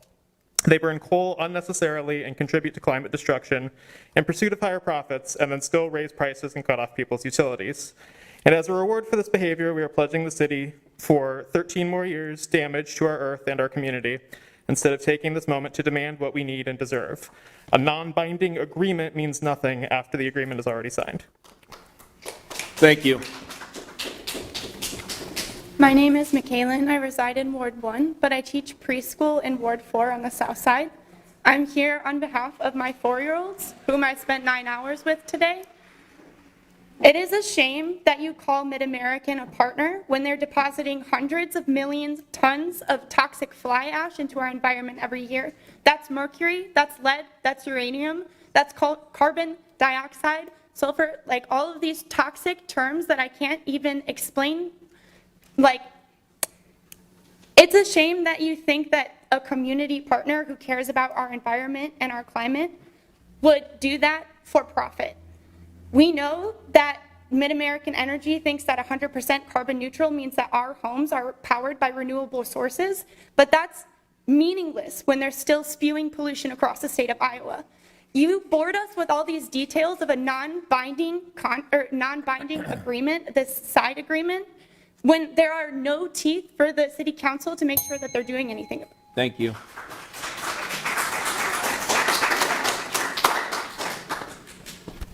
Mayor Pro Tem and council members, I'm Alec Johnson. I live in Ward 3. Public trust doctrine applies in all cases where public officials have control over public assets, like our shared environment and ecosystem. Public trust doctrine has been described by legal scholars as the slate upon which all law is written. It's an ancient precedent, much older than our nation or this state. It holds that public officials in charge of our common property owe we, the people, a fiduciary duty. That means highest duty of care. Highest duty of care. That means resisting Mid-American's pressure for a sweetheart deal that fails to protect the public. Again and again, Mid-American has shown contempt for anything that interferes with their profitability. Their agenda must not be embraced by you. You have a higher duty that you are required to uphold. Given that human survival is at stake, if our reasonable request that you do your job fail to persuade you, we will mobilize sufficient political power and compel the necessary outcome despite you. Thank you.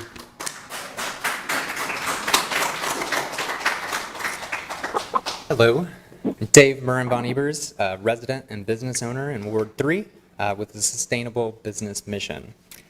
As a small business owner, I respect the council's desire to not tell Mid-American how to run their business. But with the franchise agreement, the council isn't acting as a regulatory agency telling them what codes they must follow, but as a customer and one of Mid-American's largest. And we're asking them to ensure that they can meet our unanimously passed clean energy resolution. We have leverage here. Signing a 13-year franchise agreement puts us at 2035, which is our deadline. And this non-binding agreement does nothing to get us there. From what Mid-American said publicly, they will not meet this. I ask you all to come together, as you did in passing the clean energy resolution, to negotiate an agreement that keeps Mid-American at the table and gives us periodic outs if they are not holding up their bargain to meet the goal. If they're not willing to work with us, we do have the leverage, and like any nimble small business, we should be able to move on with. Thank you.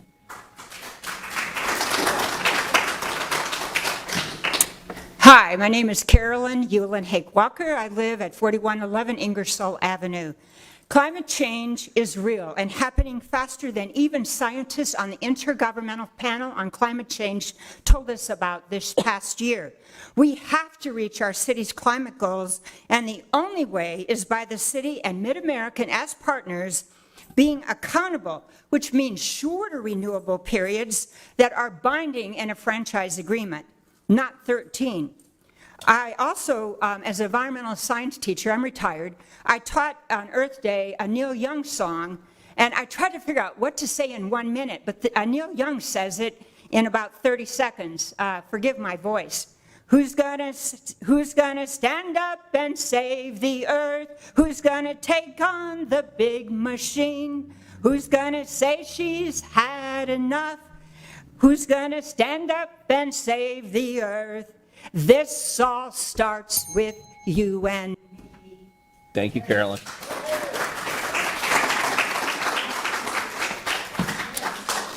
Good evening. I'm Carrie Johansson. I'm a resident of Ward 3 and the Energy Program Director with the Iowa Environmental Council.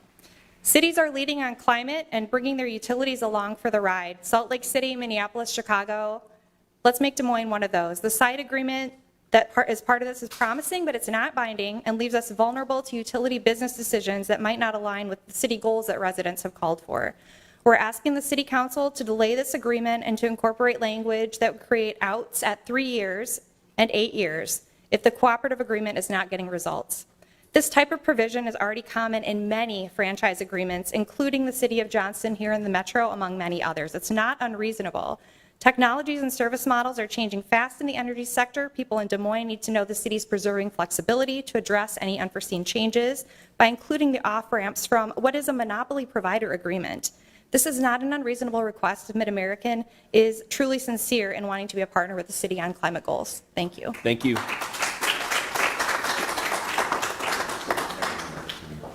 Nick Hunter, 2824 Watrous. Like the previous commenter, I was just going to say that 3 to 5 year outs are very common. It happens for cities, municipalities with utility companies, not just in Iowa, across the country.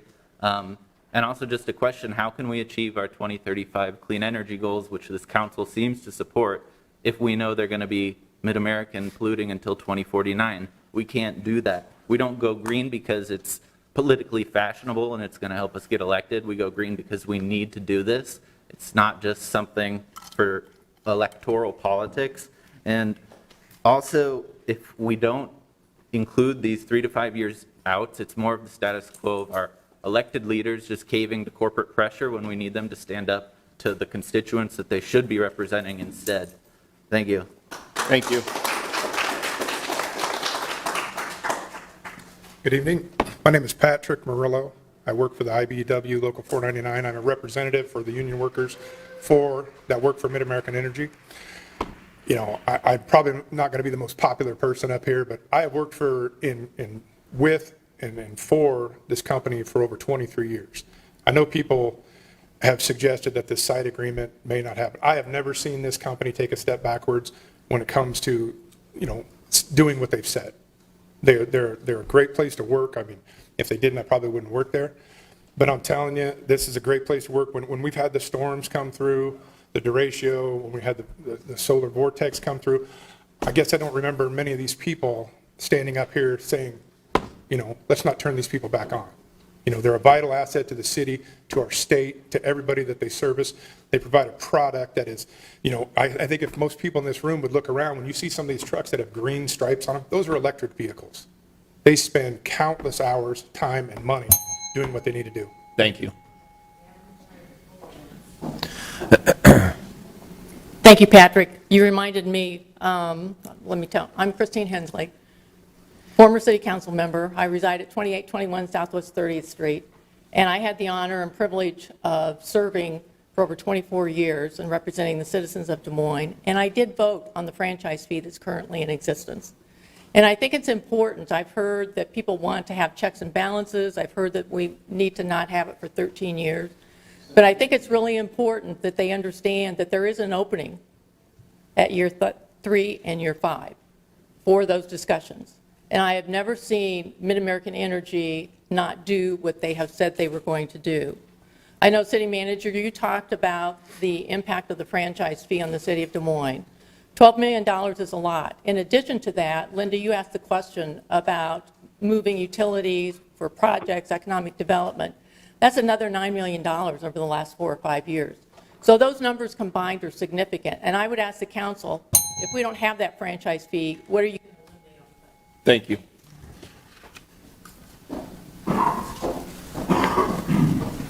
Evening, everybody. My name is Dan Wolf. I live at 2336 Farwell Road, Fairmont Park. We've got 13 years to our next climate benchmark, 2035, and that's the period of time for this agreement. I think people have been talking about outs. I'd like to think of them as check-ins. So we've got this agreement that Scott's been working on with Mid-American. It looks really good.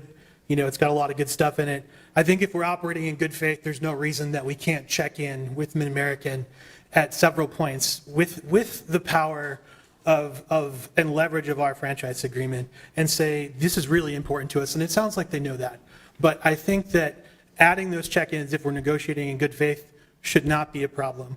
And it will provide us several opportunities to just come together on our expectations and make sure we're on the same page.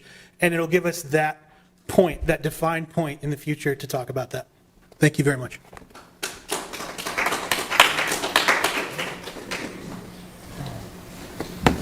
How you doing?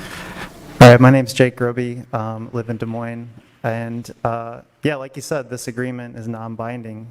The community came out and passed a resolution for carbon-free electricity by 2035, and then Mid-American came out and they already violated that. They already said, your resolution doesn't matter to them, doesn't matter to any of the people that came out. People like me who are really worried about the climate crisis, who has worked with children, worked in schools, had my family's home get just almost destroyed by tornadoes.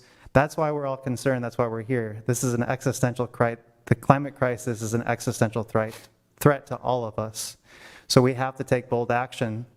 And Mid-American Energy doesn't need these coal plants. So that's what's really great about this. They could help us become the first carbon-free electric city. They could be the first carbon-free electric utility.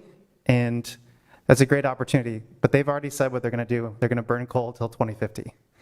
So are you with us or are you with them? That's the question. Thank you.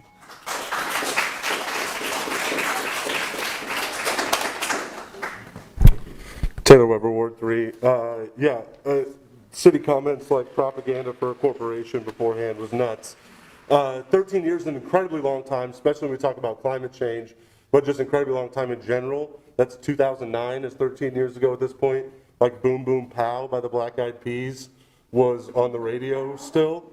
And like, that's a really long time. And so thinking that we're gonna push this out and not talk about this again for 13 years is insane.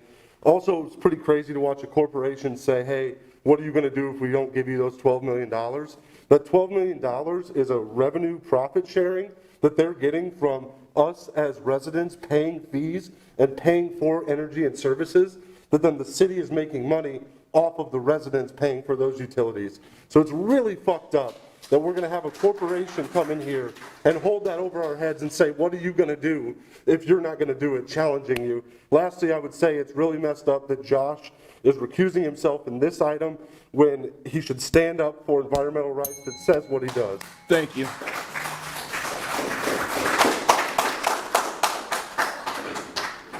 Hello. I am forced to use Mid-American, Can forced we to pay the get bill. your name and Sam ward? Davis, and I guess I'm in 3 Columbus Park. Okay. I'm forced because Mid-American's a monopoly. I have to pay no matter what for my gas and electric.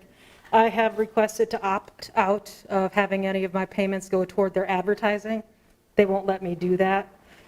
I think that those 600 organizations that are all being supported by Mid-American make my bill a heck of a lot more expensive. I don't think they're a really great company. There's got to be something you can do to make it better. Your 5% is costing us probably much more than that. And the money could go back into the city instead of, I don't know. I'm frustrated by how they do things because all they're doing is putting greed before the people. And I just think that we can do better. Thank you.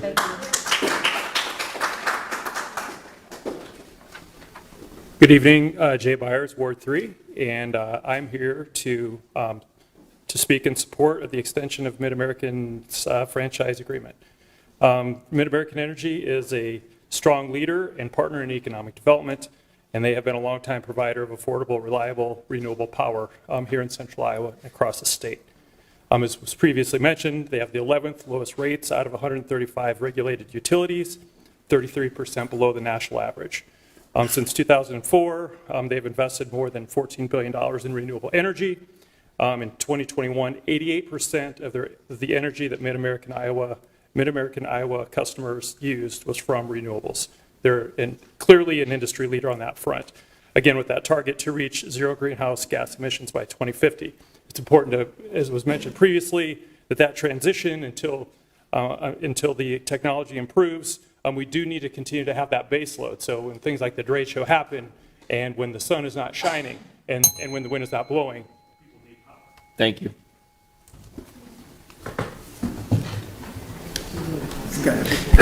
So I got confirmation there's no more waiting out in the hall.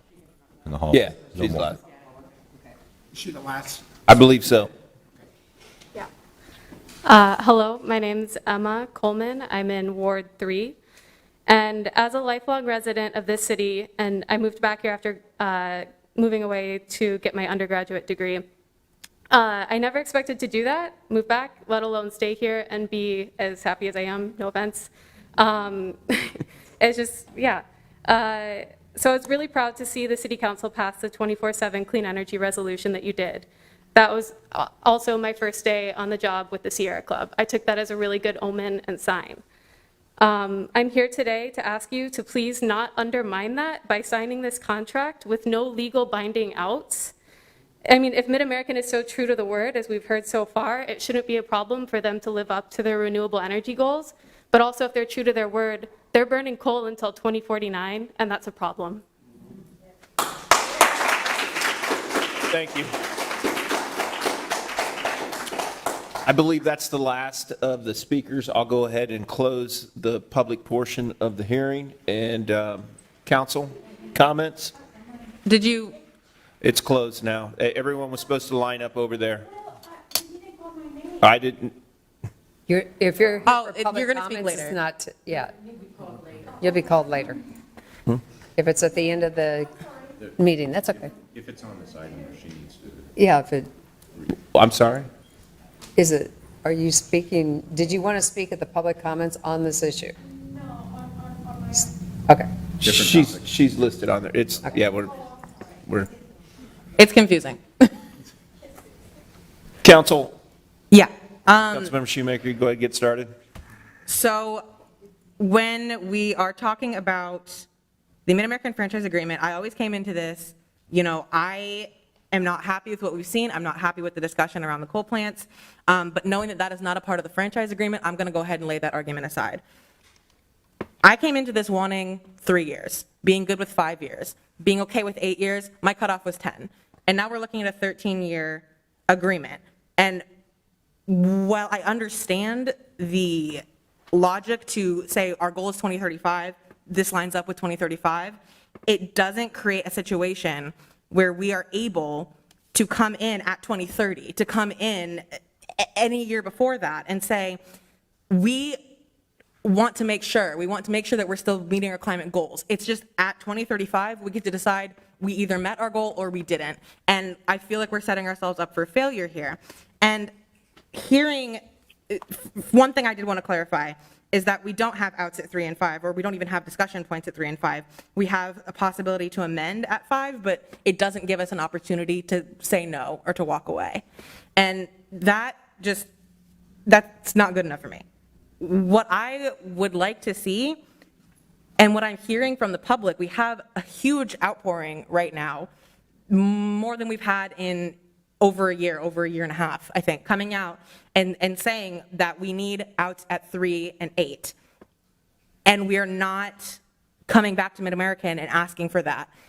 People are fine with the 13 as long as we have those outs at 3 and 8. Even an out at 8, and then a renewal for 5, and a possibility for renewal for 5. I would be supportive of that. And I think that others on the council would also be supportive of that if Mid-American were to agree to it. Am I wrong in saying that? That if we had an opportunity to get an out at 8, and then a renewal for 5, there would be support for that. Like, if Mid-American was to say yes to that option, we would be happy to do that. We're not like saying that we want 13, we're saying that we would take less. But that's based on the fact that we have tried.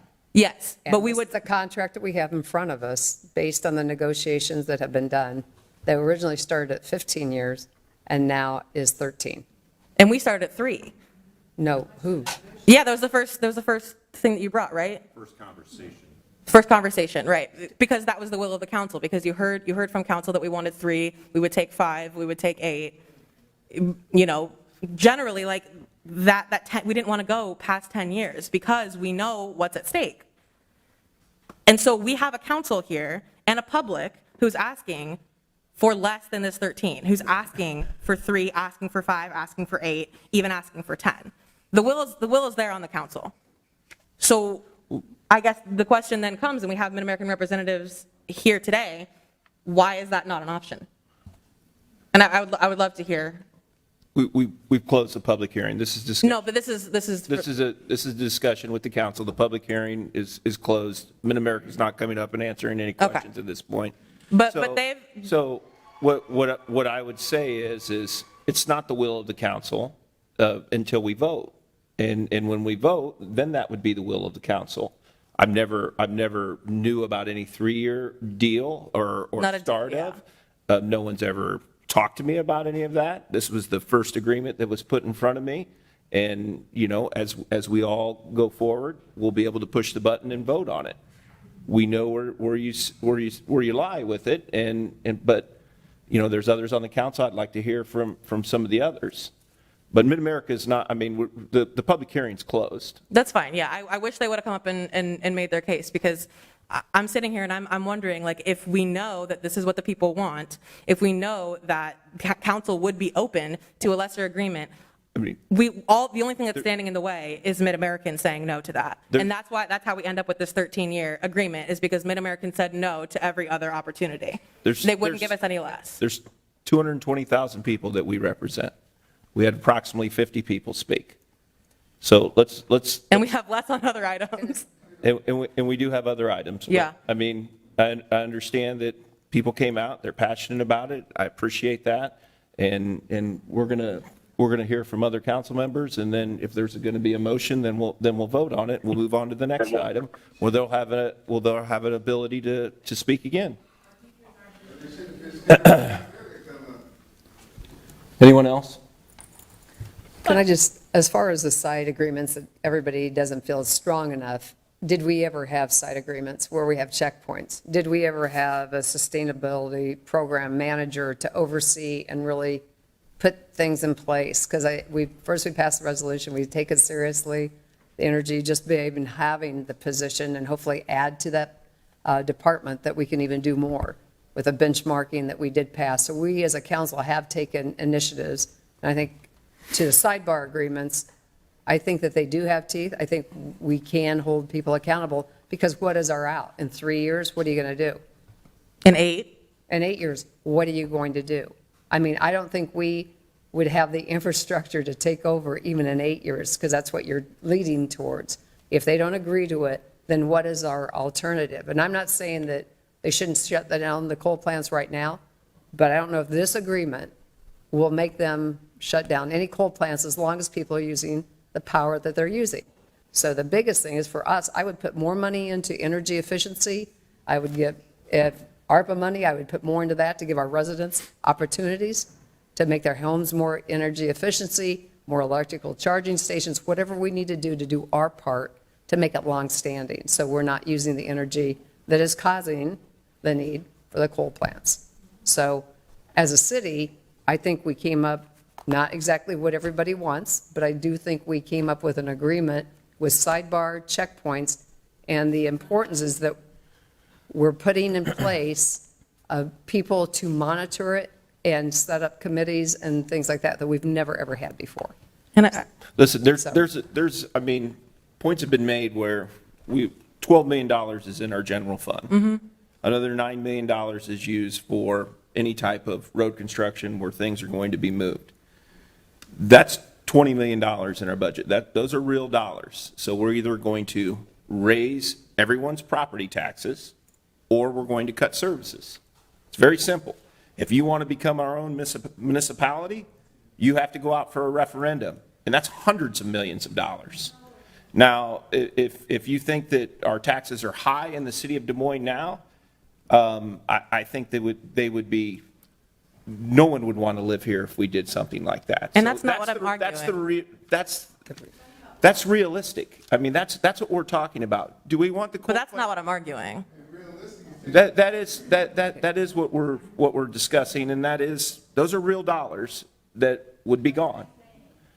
I mean, our reliability that we get from Mid-America, I mean, it's fantastic.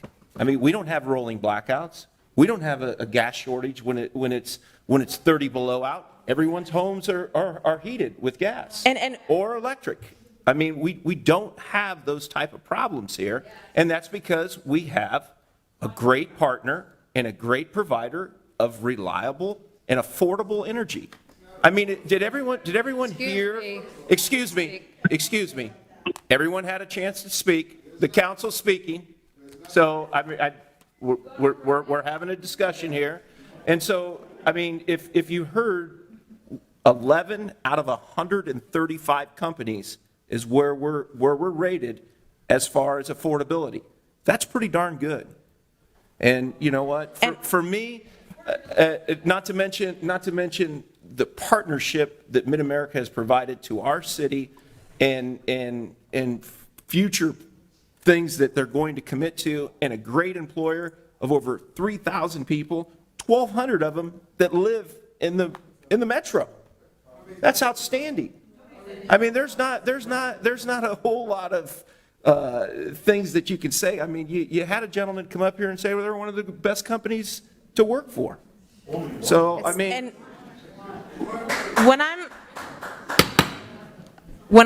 Listen, we're having a discussion. Everyone got to speak, okay?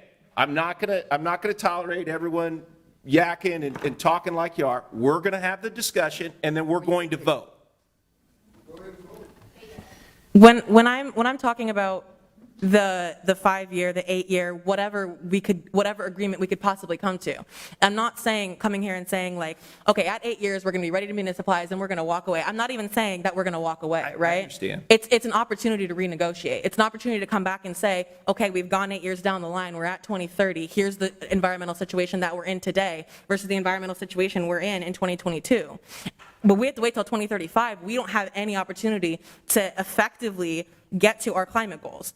And so I just don't think we're backing up what we said we were going to do if we don't have those out. I'm going to let Scott reiterate some of the points that he talked about, because the site agreement does exactly that. Yes. This is the first time, and I appreciate your comments, because this is the first time we've sat down with Mid-American and said, we want to bring the full force of Des Moines as a collaborative effort, going to regulators if necessary, legislators if necessary, and put city money into efficiencies and, if necessary, the grid, whatever production of power that's clean energy, any of that. This is the first chance we've actually sat down to say, let's do something collaborative in a big way. And I really appreciate the comments and the passion that say, and it's worth putting taxpayer money into that effort. But why would we not do that together?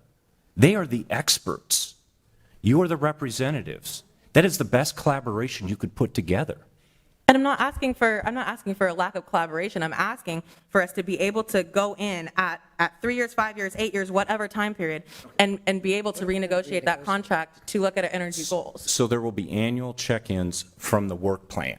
We have to put that work plan together to say exactly when are we going to communicate with who we need to communicate, when are we going to invest and where we need to invest. We have to put that work plan together first and then come back to council to report out every year on what progress has actually been made.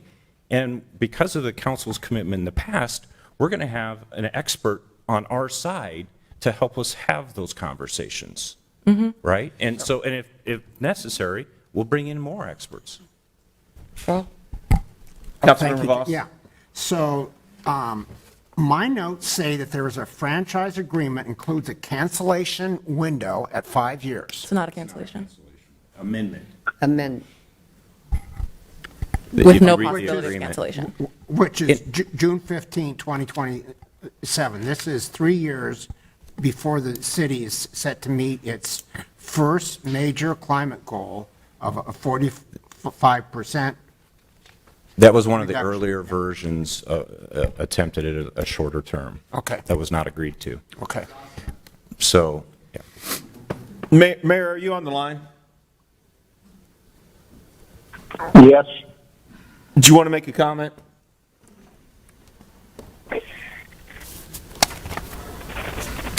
I feel the passion that everybody has, and certainly I think a lot of us have had that passion and continue to have it.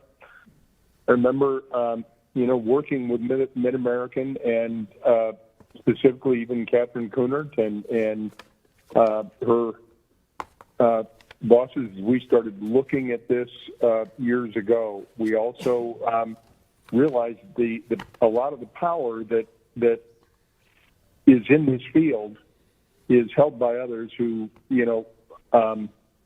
the Iowa Utility Board, for instance, we spent a lot of time up at the Iowa Utility Board, and I'm saying we, citizens and interested parties, to not allow more coal plants to be built in Iowa, number one. Number two, Mid-American saw that and looked at options to support the grid and to look at renewables. And I will say that their parent company looked not only here, but at Rocky Mountain Power and whatever, and they made a huge, huge investment in wind when a lot of people thought that was foolish. They put literally billions of dollars into it. I certainly wish that in terms of the agreement, that we can continue to work towards being carbon-free within the time frames that we have laid out as a city. And we are one of those cities around this country that is doing that. And as Scott said, I think we best work with that, with a provider who is the expert in the area, and continually work with them to look at the alternatives.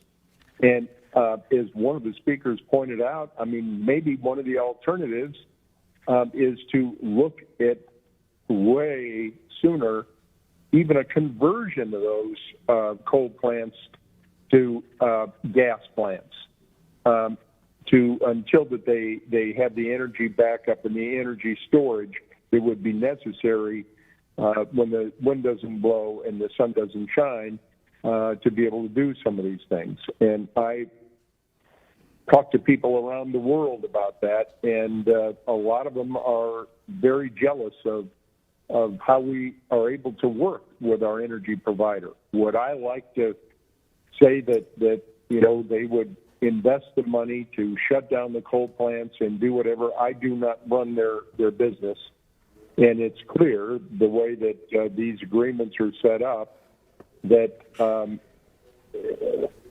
somebody beyond City Hall set them up to be able to be controlled at other levels. As we know, home rule is less today than it used to be in the past on a lot of levels. But we need to focus, all of us, on our efforts, and hopefully with the cooperation of Mid-American, to look at how we get to that carbon neutral state way before 2050, because I agree with everybody here that it's necessary. But I think we have to work on that in collaboration with our energy provider. We are not in the energy business. So those are my quick comments. Thank you, Mayor. with that, I would like to make just one more comment, if that's okay. Okay. Like, as I agree that we are not in the energy business, on this day today, we have to work with the for-profit corporation that turns our lights on. But Scott, I am the representative, and I'm trying to represent the people here who are asking for something different. And I know that if we had a deal on the table that said 10 years, that said an out at 8, that said an out at 5, if we had the deal that Johnston got, where they got outs at 5 and 10 years, that we would be voting yes on that. And I know that that's the situation that we're in. And so I can't understand, and Mid-American's going to have to answer to this, why they are not allowing that for our city. That's the situation that we're put in. We have time on this day, we still have time to go back and renegotiate and get what the people are asking for. We still have time to make that decision. We still have time to get that third vote, because I would be willing to pass second and third readings if we got an agreement like the people are asking for. But I can't be voting yes on something like this today that puts us in a situation where we can't meet our energy goals when it comes down to it. Appreciate your comments.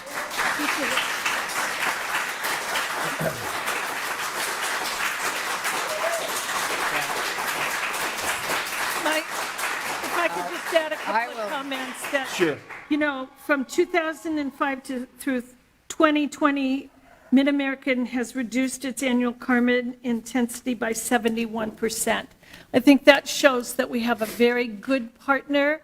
They are very good in our city, and they provide energy to us at an affordable cost and reliable. You know, when we had the derecho and we've been without power for days, Mid-American and their workers, I thank Patrick for speaking tonight, they're out there working to make sure that we get our power restored. And with that, I would like to move item 57. I'll second it. I don't know. Right there. Mayor? Yes.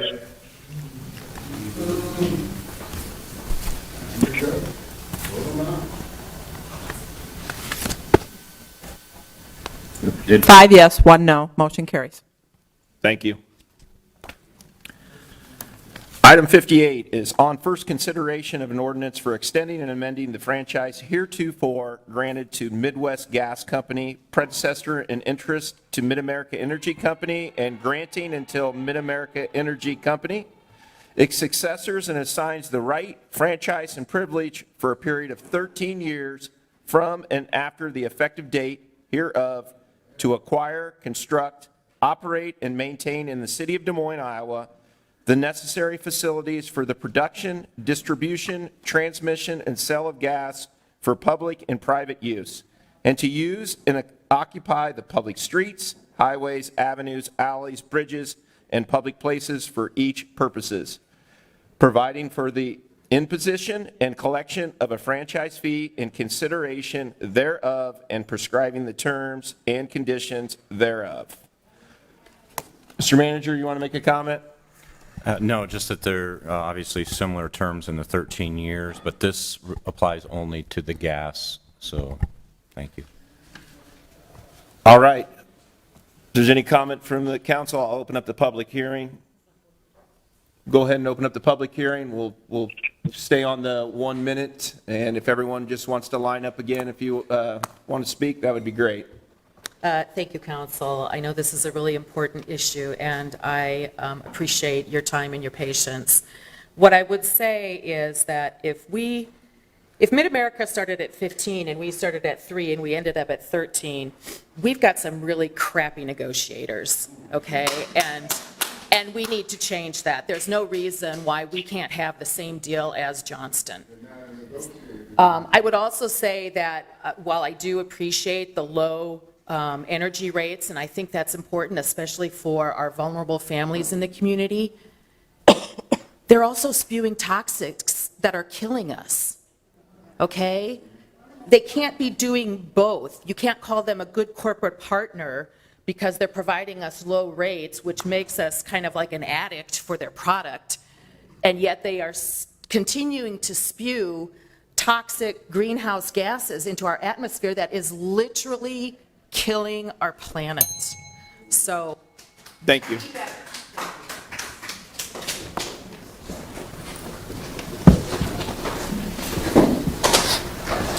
Dan Warfel, 2336 Farwell. I appreciate the opportunity to yak in front of the council again. I just wanted to say that we're not an energy provider. We're Iowa's biggest municipality negotiating with one of 3 Iowa utilities. I'm not saying that Mid-American can't be a partner and we can't be their partner. I'm just saying that we should consider leveraging the options that we have to have a serious conversation with folks at certain points and times within this relationship. And I think it's a really positive thing that they've taken a step in the direction to talk with us about our renewable resolution. It's a really big deal. But I think, we've been asking for information for our benchmarking, and I'm not sure if they've come through with that. And I just think that it would be good to hold them to what our agreement is and to say, yeah, we want to have a serious conversation about this at certain points within this agreement before it's too late. Thank you. Thank you. So it's Jake Roby again. I just wanted to say, you don't see a lot of young people coming up here to advocate for Mid-American Energy. Do you wonder why that is? Because they're going to have to deal with the consequences of your decisions.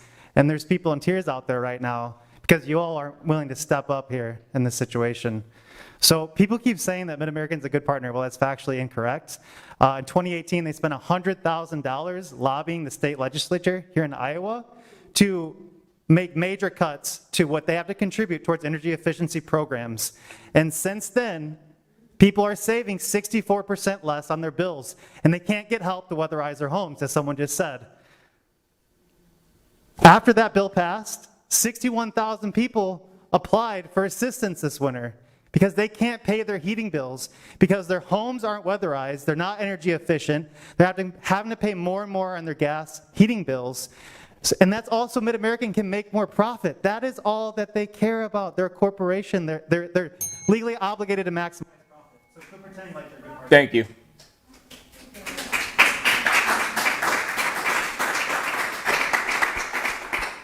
Taylor Weber, Ward 3. It's really unfortunate that we're this far into the process and apparently we're done negotiating.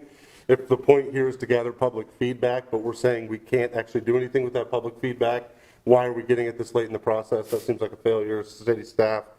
Again, beholden to a corporation, $20 million is a lot of dollars. Seems like the city council's done a poor job. If a corporation holding $20 million over our head puts us in dire straits for funding programs for the citizens of our city, I would say we have 40% of our city budget currently going to the police. That's more than $20 million. I think if you're going to cut services, maybe think about cutting a racist police department that consistently doesn't provide services equally to citizens across the city. That's not the topic. Spending on the city budget is incredibly germane, especially when unaffordable electricity, gas, and other utilities also affect the communities that the police target the most. Thank you. Mary Capone, 671 38th Street. Someone mentioned the difference in ages of who's speaking up for which side of this issue. And I just want to speak as a brand new grandmother and have you think of Charlotte, who is 2 months old, as you make these decisions. And I'm really, really disappointed in what I've seen today. Thank you.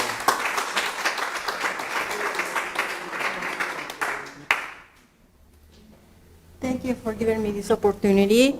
I agree. Your name, please? My name is Diana Hemo. In your ward? And I am, Are you a Des Moines resident? yes, I am Des Moines resident. So, I practically also am against the climate change that is causing the harms, the chemicals are causing harm climate change to be in crisis right now. And I feel that solar energy would be also another alternative instead of Mid-America. Thank you very much. Thank you. Joe, before you close the public hearing, I'd like to invite Mid-American to come up and speak on the 13-year franchise agreements for both gas and electric, since they have representatives here today.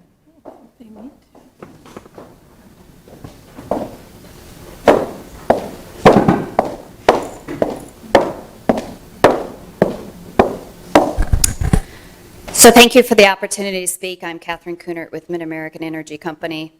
And I think one of the things to start with is the fact that we started at 25 years. So we did negotiate. And the reason that we have been given the opportunity to have a 25-year franchise is because of the costs that are associated to serve our customers. And regardless of the technology, regardless of where the electron comes from, it still costs money to serve our customers. And having that surety to put in the infrastructure to serve our customers with our affordable and reliable, and yes, it makes a difference. And then you add in our renewable energy, we're second to none in this country. Right? Thank you. Anyone else from the public would like to speak? Yeah, I'm sorry. I'm Carolyn Hewlin-Hake-Walker, 4111 Ingersoll Avenue. If Des Moines is the biggest customer of Mid-American in Iowa, why can't we go back and renegotiate the contract? I don't understand that. I also really feel, as a school teacher, I feel really strongly about looking at the big picture and thinking, we have to think about the future generations that will be living in Des Moines, in 20 years, 40 years. We're not thinking about them right now. And the third thing is that it wasn't 25 years. We renegotiated in 2012 for a 10-year renewal. So why did we go up to 13 when we had a 10-year one before? That's my question. I don't understand that at all. Yeah, if I could. Yes, please. Yeah, there's quite a few numbers that have been tossed out, and understand that, for instance, our 10-year extension you just mentioned, there are still several years left in the agreements when we said we put another 10 beyond that. And that is similar to some of these other communities, too, that are receiving 5- and 10-year extensions. They are not due immediately like ours is. Our franchise agreement is up in June. And so 13 years is from this June date, whereas these others may have 10 years still left, and they're just tacking on another 5 or 10. Does that make sense? And so it's not apples to apples when these others are getting extensions. Thank you, Scott. I am going to... I'm sorry, I don't think I got an answer about why we can't have the same agreement that Johnston has. I don't think I got an answer about... I think she very well clearly answered it. It's the infrastructure. It's the infrastructure that they have to put in. Which Johnston has as well, right? I'm going to go ahead and close the public hearing, and then we can have a discussion where Scott just talked about the Johnston one, where their agreement wasn't up, but they went ahead and got a 5-year extension. Our agreement is up. That's why it wasn't up all the way through the 25 years. They extended it out 10 years ago. Councilmember Hensley was on the council at that time. They extended it out 10 years. And, this is the same conversation. I have 3 grandchildren myself. I'm proud of what Mid-America's working towards clean energy for everyone to live safely. I'm proud of that. I know others are going to disagree with me, but they are a great corporate They are a great corporate partner. And you know what? It's great. It's great to have them in our community, and we should appreciate not just the energy they provide, but what they do for our community. And sometimes we forget about that. And so I'll open it up to the rest of the council. Is there anyone else want to make a statement or talk about it? I agree with you, Joe, 100%. I'm surprised that we're doing 13 years. I actually thought it should be longer than that. When they're making that kind of an investment in our community, where we're always asking them to move things around and move the power lines and all the things that they do, I'm I actually think it should be longer than 13 years, but if they're okay with 13, then that's what I'm going to vote for, but I certainly wouldn't vote for. Do you want to make a motion? I'll move item 58, but I also want to know, Johnson, I think, has a 25-year, but I'm not saying they don't have outs, but they have a 25-year agreement. Almost every one that Jeremy sent me was over 20 to 25. Great. Councilmember Bozen moved it. Is there a second? I'll second it. All right, let's vote. Mayor? You still there, Mayor? All right. You might have gone to bed. Yes. Oh, he's there. Okay. Your Honor, that's, whoops. Your Honor, that's 5 yes, 1 no. Motion carries. Thank you. Mayor Pro Tem Mandelbaum, you can have this seat.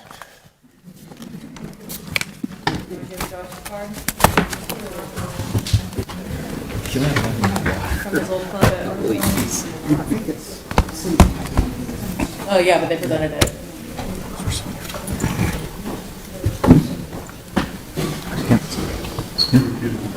Yeah.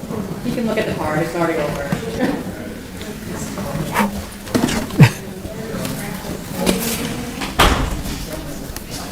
All right. Item 59 is the Western Ingersoll Run Sewer Separation Phase 3 Resolution approving plans, specifications, form of contract documents, engineer's estimate, receive and file bids. Council Communication Number 22-217. I'll open this up for comments from the public.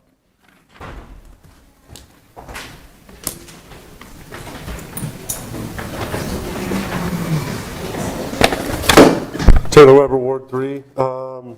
Since we're just talking about fiscal responsibility and all the money that we need, do you know how much over budget we are, over city estimate for this project?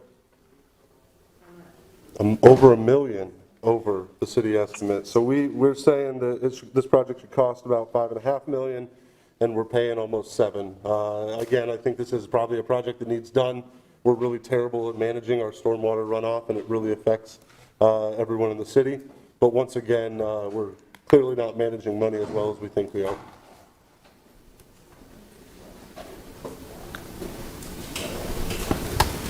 Other comments from the public? I see If none. not- I'll move item 59. I'll second it. Got a motion and a second. Yes. Your Honor, that's 7 yes, motion carries.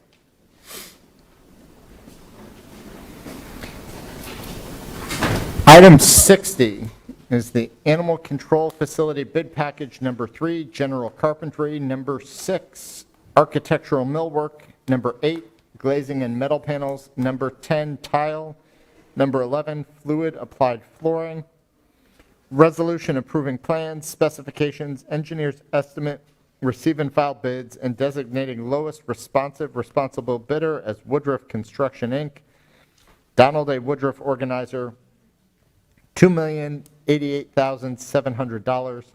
Council Communication Number 22-224. A is approval of contract and bond and permission to sublet. Comments from the public first? Be real quick before any comments.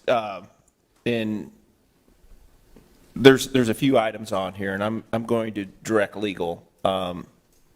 Responsible bidder. The definition of responsible needs to be defined a lot clearer with us, because what we're seeing as a responsible bidder in work that's being done around the city and tax dollars being spent is not responsible. No matter what is set up at the State House and how it's being used there, I am willing to challenge that, how tax dollars are being spent. For instance, we've had a contractor work on a bridge and didn't do a very good job. That's not responsible. We've had a fire station that's been built and way not timely, way over budget, used tons of staff time to babysit them, that's not responsible. So I'm going to direct you and the city legal team to come back to us with how we can define responsible, because right now it's not being defined and it's not being used the way that we should be using our tax dollars correctly. And didn't mean to interrupt you, Kevin, but go ahead. But I want to make that on the record clear that I would like that within 30 days to come back and how that is going to be defined, please. Because I'm tired of spending tax dollars and change orders and over budget and things that have just been going on where the second lowest bidder would have been the person we should have took because they would have built it for lower than the lowest bidder. And if I can just add on to what Joe's saying, I know that we've mentioned this several times at council, that we would like to have things in the contract showing that they have employees and that they're paying their employees, that they're not paying them cash. That's responsible. And that needs to be part of it. We're spending tax dollars, payroll audits, using tax dollars where people aren't being paid, where people aren't being trained properly to do the work that we're asking them to do. A lot of those things need to be defined as responsible. So I'll go ahead and let public comment now, but I needed to say those things. Thanks for coming, everybody. We must have bored them. The police escort showed up. No, yeah, I saw that.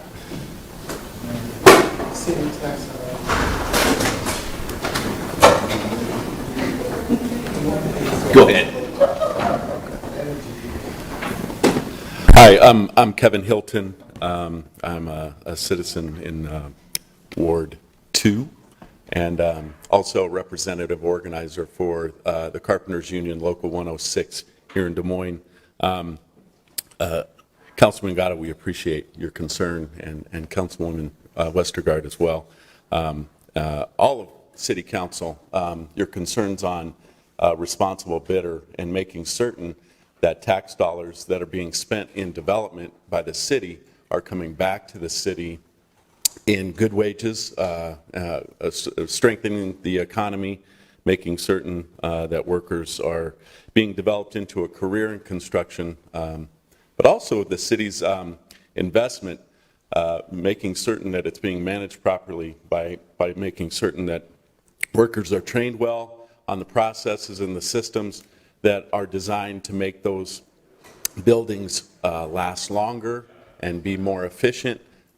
I just think that's more responsible. We would also encourage you to continue to put verified payroll on these contracts as well as was requested by the last letting of contracts for this facility. Thank you. Thank you. We are requiring verified payroll on this, right? It should be on the whole job, I thought. Right. But, I mean, if we need to specifically say each one of these that we're going to approve tonight, I will make that part of the motion when I move it. I think it needs to be included. Go ahead, Taylor. Cool. No? Good?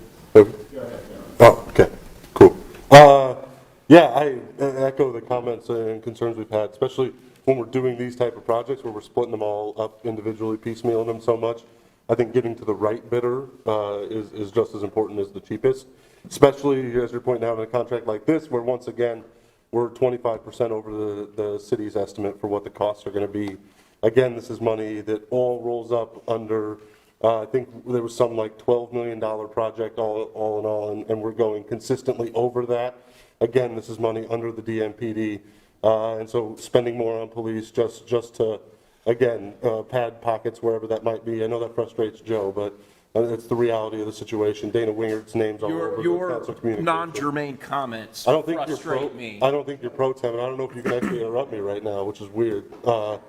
So I think that we should not vote for this or the other future items.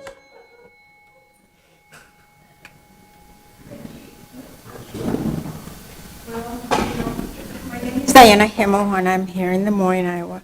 So, I understand we need to really help the animals. The animal control facility is well and good, but we need manpower for that facility to really rescue animals that get injured by our automobiles, by our bicycles going in the trails at high speed.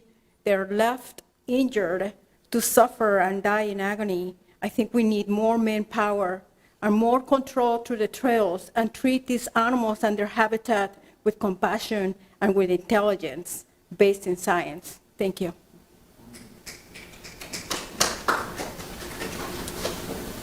I'll move item 60A with making sure that we have payroll verification for 60 and 60A included.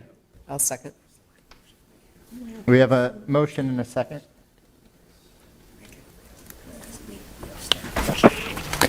Mr. Mayor? Yes. Your Honor, that's 7 yes, motion carries. And with the, this is for the manager. I know several of these have maybe already started. If I don't know the exact status of the work, but could we maybe, as a council, since we've asked for the verifiable payroll, could we maybe get monthly check-ins or ask for that monthly from the contractors so that we can actually enforce that provision as well? I've asked engineering to come in. I think one of the challenges here is the frequency of the payroll that we'll need to find out how difficult that's going to be to administrate on a monthly basis. If it's not monthly, we can definitely do it quarterly and have. Right. But Some of the projects might not take that long to do. It may be during requests for payment as they get so far percentage along in the process. They'll request a payment, and at that point, we could say you have to bring along with. That's why I want to, since I'm not in that day-to-day. They're not going to go 90 days without getting a payment, right? Very unlikely, I would think. Right. Oh, and that's why I'm not, sorry, Tom. Forgot Steve was unavailable. All right. Good evening. Mayor Pro Tem and members of the council, I'm Tom Block, Deputy City Engineer for the City of Des Moines. Regarding your question about verifying payroll, I really don't know if we will be in a position to do that. I don't think there is such a thing that will allow us, and I don't know if our contractors would actually have to do it if we asked them at this point. It was not in the bidding requirements. We would like to defer to legal on this, but my understanding is we did not have the prevailing wages in the bidding documents. And I think at this point, I don't believe we can force them to do it unless they're just voluntarily. I think that was a part of we're our, saying I think that was part prevailing of our okaying the contracts the last time that we approved them, just like it was for this one. We asked for verifiable payroll, not prevailing wage. Oh, I'm sorry. I'm sorry. Verified. Oh, okay, I misunderstood. what Not, I said. yeah. So get a payroll, I mean, That's the legal component. pretty simple. I'm sorry, I was It's okay. misunderstood. Kind of coming down the hallway. Yeah, Probably running down the hall, aren't you? yeah, I was. So I think we've been clear, and I think every motion we've made on, as we've pieced this out to, we just want payroll verification. And I think that can be done very simply. True, but I guess the question I would have, and again, I like for legal, when we verify payroll, verifying it to what standard? I think the way the verbiage was that we want to know that that contractor has verifiable wages. We have too many contractors that are just paying people under the table, they're paying them cash. We said we want verifiable, we wanted to make sure that they had trained people on the job. It's more, yeah. It's We just wanna about make sure that they're everyone's getting paying paid the and people. paying their payroll taxes Taxes. Yeah. appropriately with taxpayer dollars that we're spending on this facility. And there is a management, there is a company that we've hired to manage all of these subcontractors, correct? That's how Managed we from get- a workload standpoint, not not the Not payroll. No, but as a workload, I don't think we've made it clear what we wanted. You guys can figure out how to get it. And we can request it, we can request the payroll, but understand, they're not going to provide us any documents that says we paid so-and-so with cash. They're just going to show us who they've paid with tax roll, if they decide that they would be willing. But we know who's working there. I mean, you know. How? We do not have names of individual employees at any of these companies, and that changes so frequently. I would ask that you please not So go there. Midmark Corporation, we're not going to know how many people Midmark Corporation or Woodruff Construction is going to have working at the facility to do the tile, the metal panels, the Correct. glazing, the millwork. We're not going to know who's working there. That is very atypical that But we what would did know they that. put down on They there? would know, we would know that they have the capacity of employees to handle the work. But who actually shows up at the work site is their management decision and may change on a daily basis. And it is not uncommon in the construction industry Right. where Does that make sense? employees change Turnover, frequently. and you might bring in more for today and less tomorrow. We have to be able to verify. Well, let's ask and see what they provide us, There you go. right? Let's ask for. That's let's ask all we for- can do. Yeah. Let's they- ask for verifiable payroll and Sounds good. and then we'll take the next step when we see what they provide. That That sounds we good. can do. So the verifiable payroll, would that include if they're contributing to? Payroll Yeah, taxes. payroll taxes? Yes. Yes. Absolutely. We should expect to see that, right? That would be a part of what. Part of the payroll, when you have a company, you pay Pay the payroll people, taxes. and then the money comes out of your account to pay the payroll taxes. It's right along with the payroll, and it's very simple. Typically, they either write their own checks or they'll have a company do it, and it's Well- probably really simple to ask for a report, and they can give it to us. And I assume that we could send that on to the IRS and maybe ask for some verification there to see that the two are consistent, right? Again, we could sure send that on. Let's- I would. Oh, go ahead. Let's get the documentation, and then. Let's just- They're not going Yeah, to we're spend a looking. minute on it. Let's get the documentation, and we'll approach it after we get it. How's that sound? Yeah, if that's, once we receive information, we But will I thought talk we with made that council first. clear when we did the first packages, that we. That we could wanted- request it. Yes, okay. You can't demand it. You can We request. have it. no, yes, that's correct. But I thought we put it in there as a requirement of It's the not allowed. contract. I thought when It's not allowed. We can only request. Jeff helped me write something that we inserted in that. What, There comes Pam. It was the Pam's got request. the answer. Jeff gave us the verbiage and we were okay with it. Pam Cooks, the Assistant City Manager. There was a motion by council to require this. Legal came back with a draft specification that made it voluntary because we had no ability to require it. Those specifications have not been inserted into the contracts that have been bid at this point, but we can still request it. It's just we don't know, one, if they'll provide anything, or two, if it'll meet, the information that's being requested. So are you saying that we sat here as a council and we said we wanted this, and we voted on it, and we all assumed that it was being put in there, and then legal made a determination that it was not allowed, but nobody told us that? Because I know that I've given them the Omaha ordinance, and I was told, well, Nebraska does things different than Iowa, but there were still some things that we could ask. So it's a surprise to me to hear that legal came back and said you can't do that, but I wasn't notified. Was anybody else? I was under the impression that We had information already- had been shared by I legal. knew that it was just a request, that Thought we that could was a, require it. A legal opinion that was Did we circulating. get that legal opinion? I We'll understood need to that confirm that, information yeah. had been shared with council, yes. and- What was it My shared? understanding that it was that we could request it, but they were not That's correct. Right, Required. and that's exactly legally right. bound to Yep. provide it. So exactly right. So and that request is in the contracts now? It is not in the contracts now. And that was partially because council is wanting something that we can't provide. So did you still want us to go ahead and ask for a voluntary item that we may or may not get what we want? Well, Or what you're asking? well, that's something more than that we have right now. We can ask for it today. I mean, we can ask for information. They may or may not provide it. It's still just a request.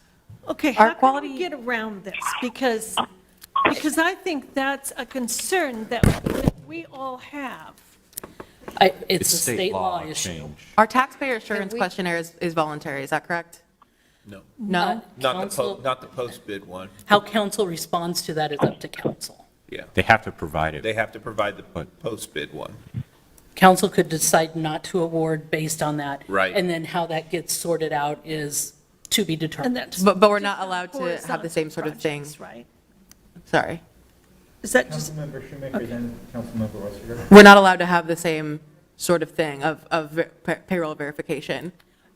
Your questionnaire does not ask for payroll verification. And we're not legally allowed to ask for payroll, or to require in that same scope of requirement. We're not legally allowed to require Payroll verification has how many hours the person worked, what benefits they were paid, all the details of their payroll. That's not information you have at bid time.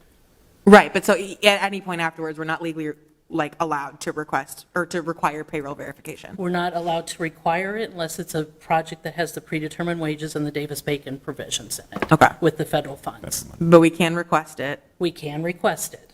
With or without it being in the contract. Yeah, okay. Well, let's see who provides it. Okay. That's about all we can do at this point. All right, moving on. So, All right. Item 61, we have not started this one yet. No, we have not. Yeah. Item 61, Animal Control Facility Bid Package Number 12, Kennels and Cat Cages. Resolution approving plans, specifications, engineer's estimate, receive and file bids, and designating lowest responsible bidder as Midmark Corporation, John Wells, President and CEO, $758,000. Council Communication Number 22-2221. A is approval of contract and bond and permission to sublet. Public comment is now open.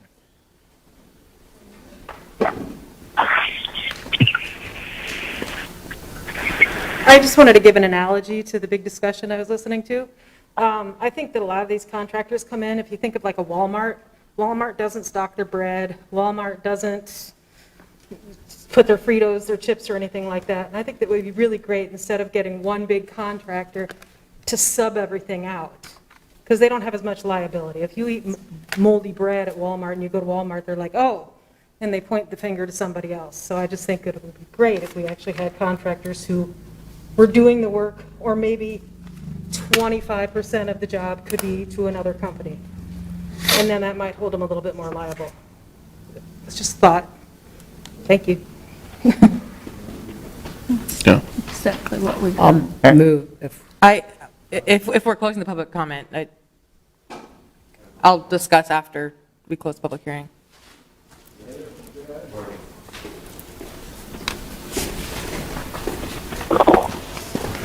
Taylor Weber, Ward 3.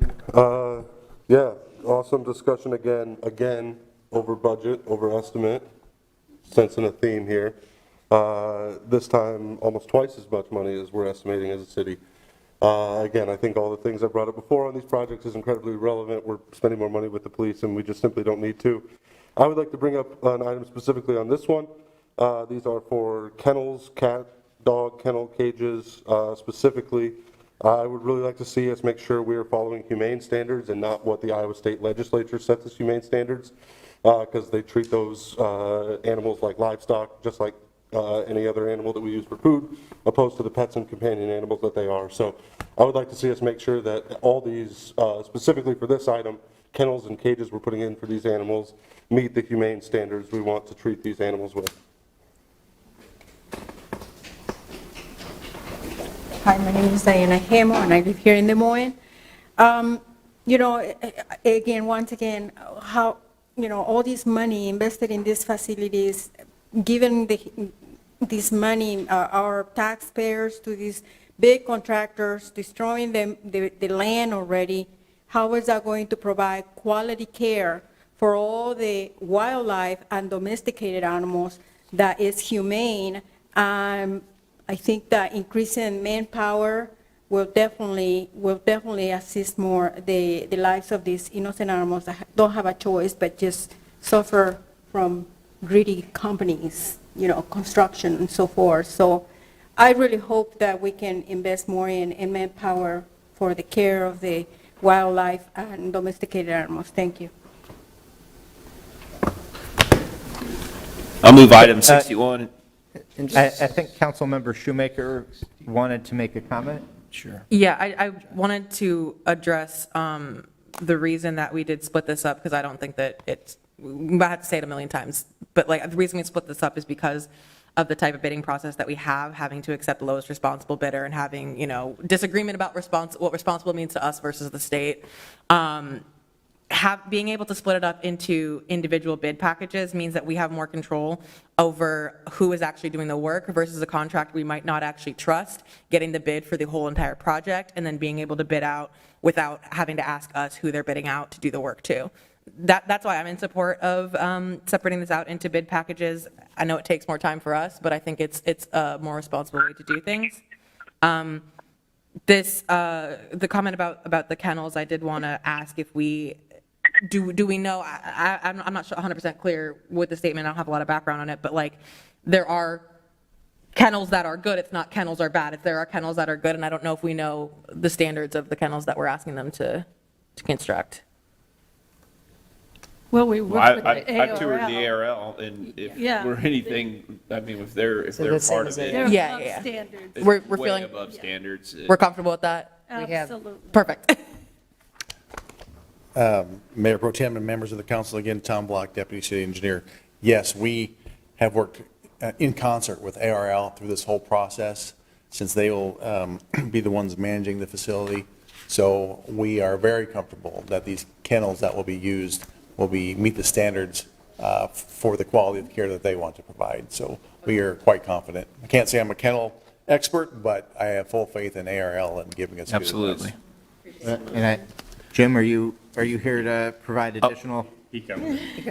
I'll move 61 and 61A. We don't need you to. I'll second that. We have a motion and a second.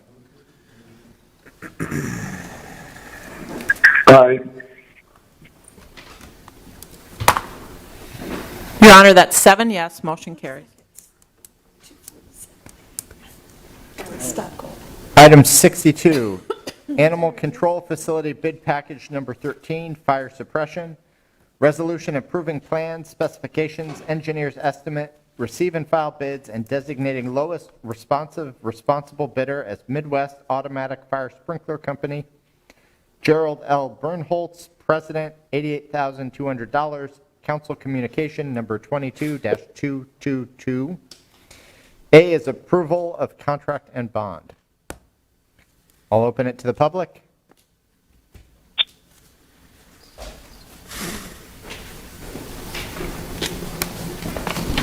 Taylor Weber, Ward 3. You're $12,000 underestimate on this project. Look at that. Look at you guys go.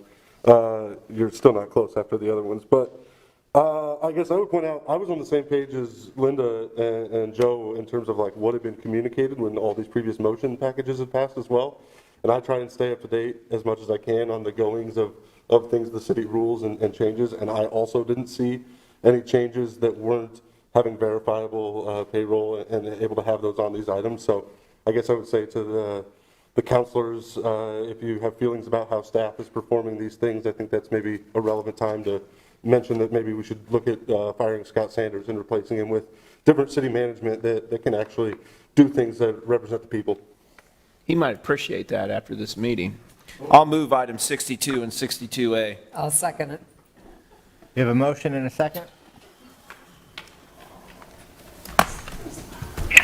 Aye. Thank you, Mr. Mayor. Your Honor, that's 7 yes, motion carries. Item 63, the 2022 citywide traffic calming improvements, resolution approving plans, specifications, engineer's estimate, receive and file bids and designating the lowest responsible bidder as Minturn Inc. Clinton M. Rhodes, President, $638,418. Council Communication Number 22-207. A is approving the contract and bond and permission to sublet. I'll open it up for comments from the public. I have a question for city staff. Taylor Weber, Ward 3. I just wasn't super clear of what the changes were specifically. I saw some info of like the location of some of the previous things we've done. I just wasn't sure when we were saying traffic calming, what specifically areas were we targeting with this item?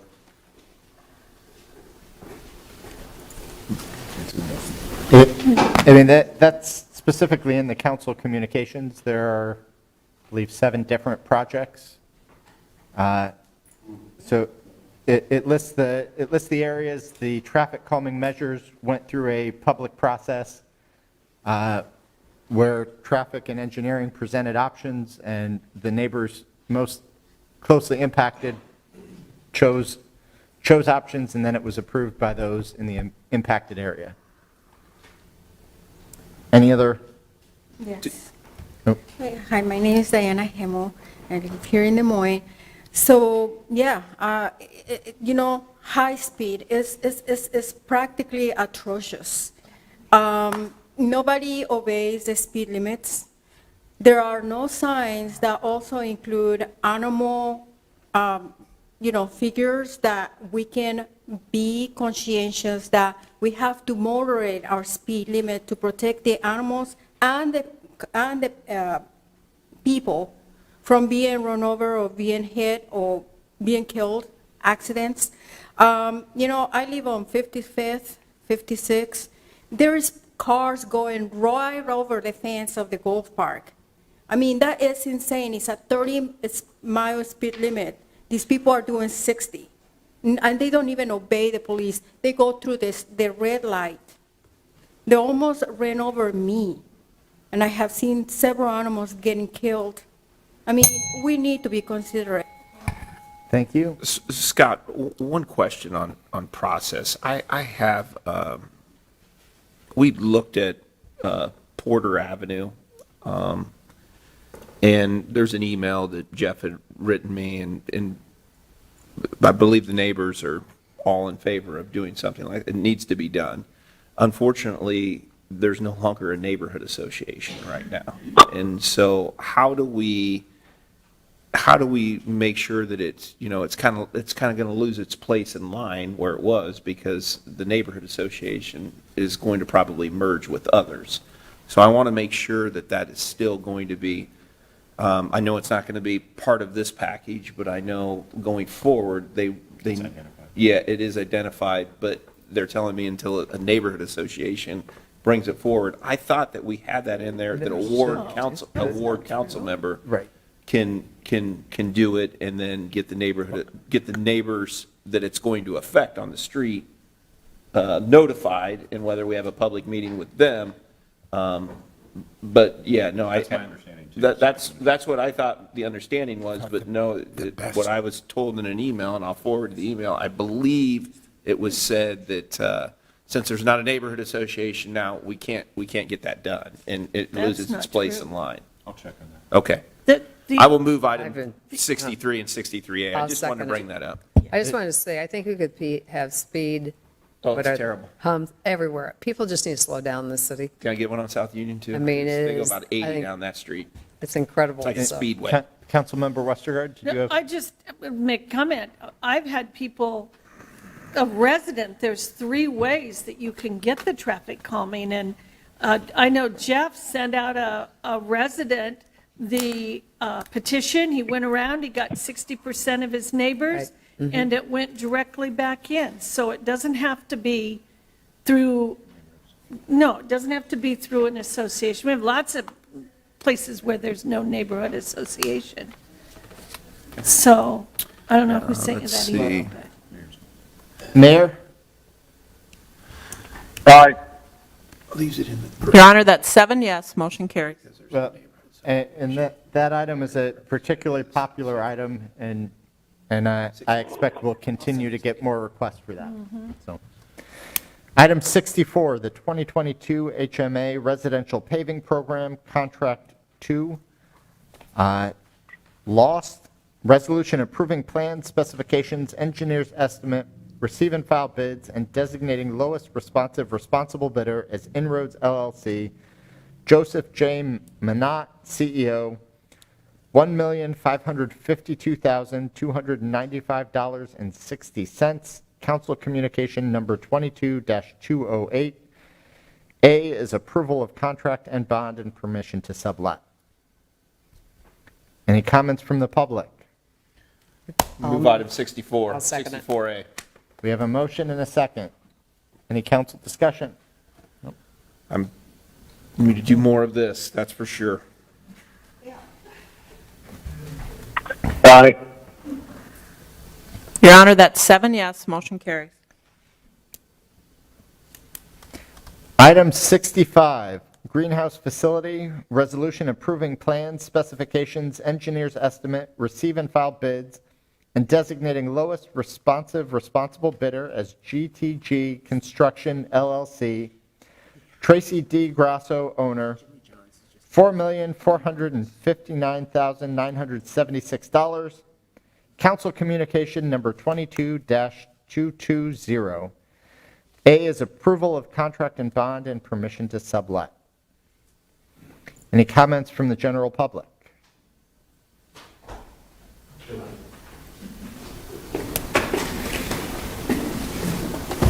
Taylor Weber, Ward 3. You can guess what it's about. We're $600,000 over city estimate. I actually love this project. I think this is great. I think the city should be doing a lot more of this sort of stuff. I know it's run by a lot of volunteers, which is awesome. The community gets involved.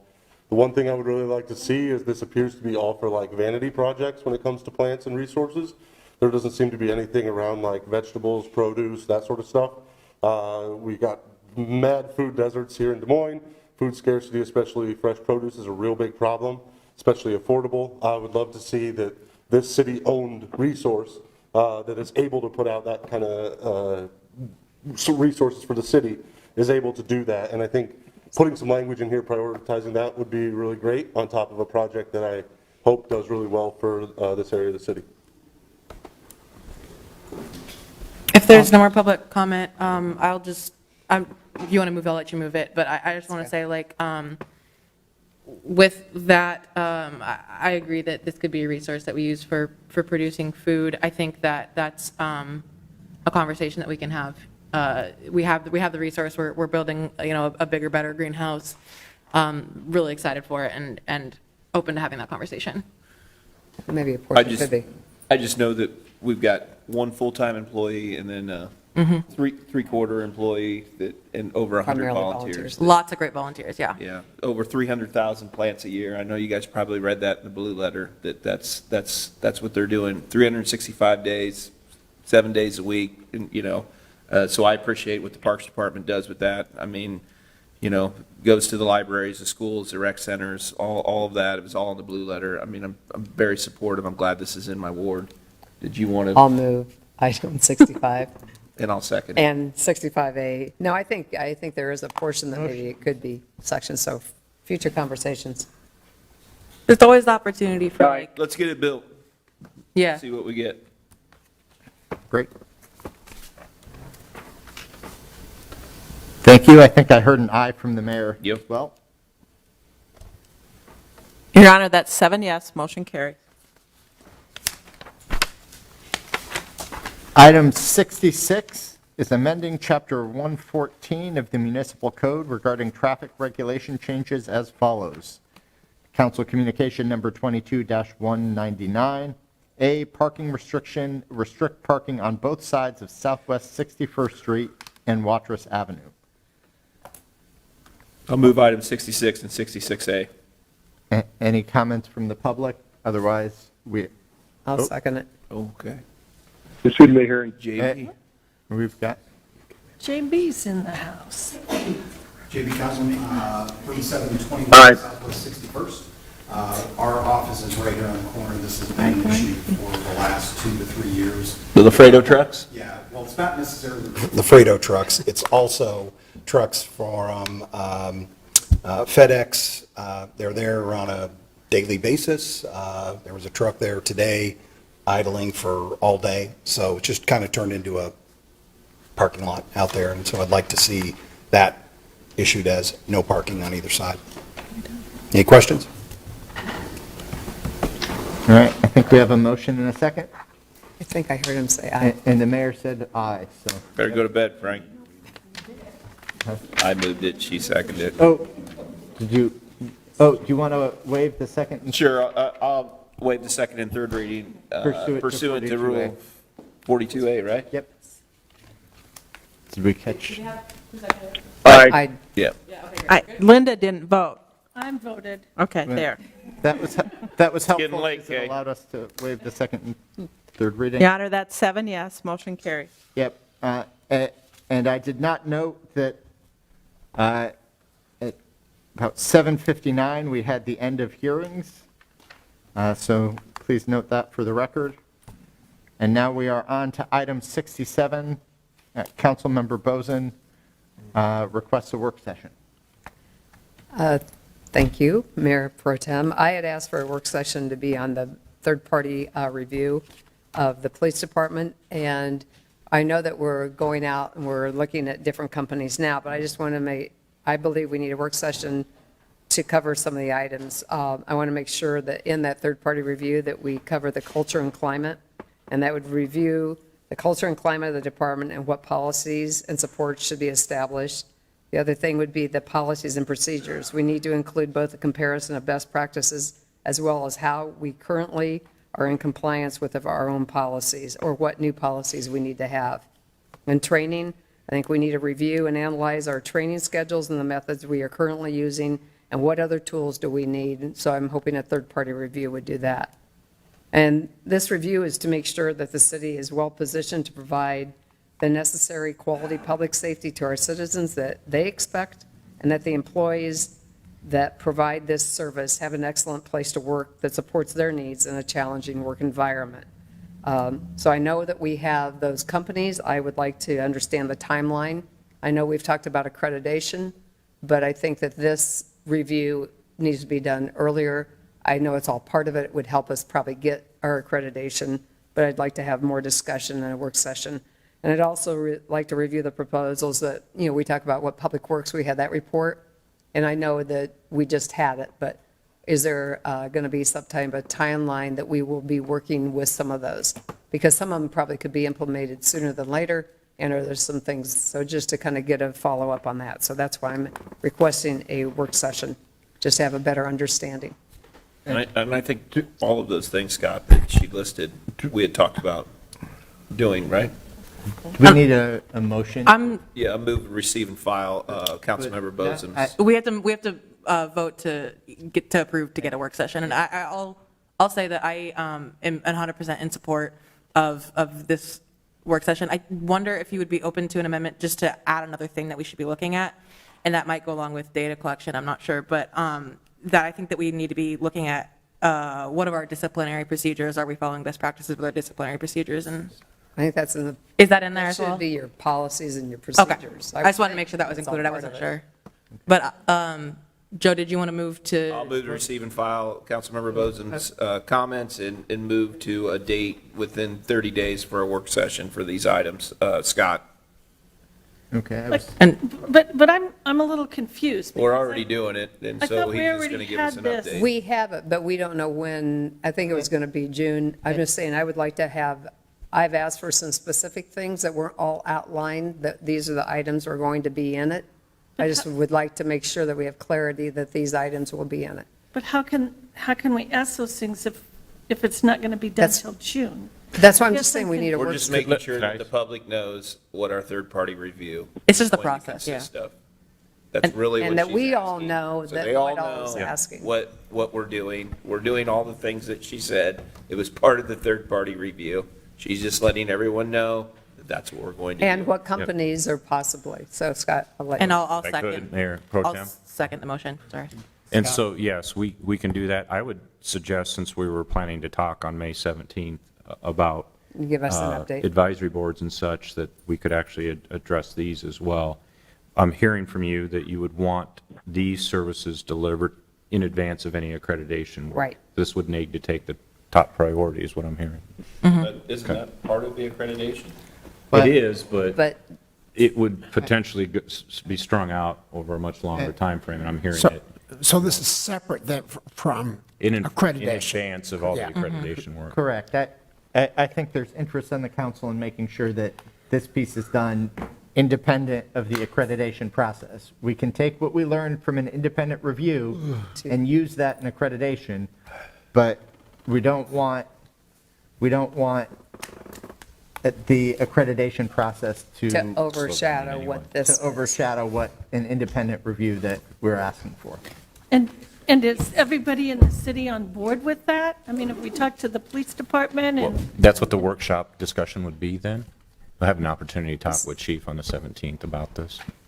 and that's a Tuesday. Are we having a workshop on a Tuesday? Yes. We are. Is it all day?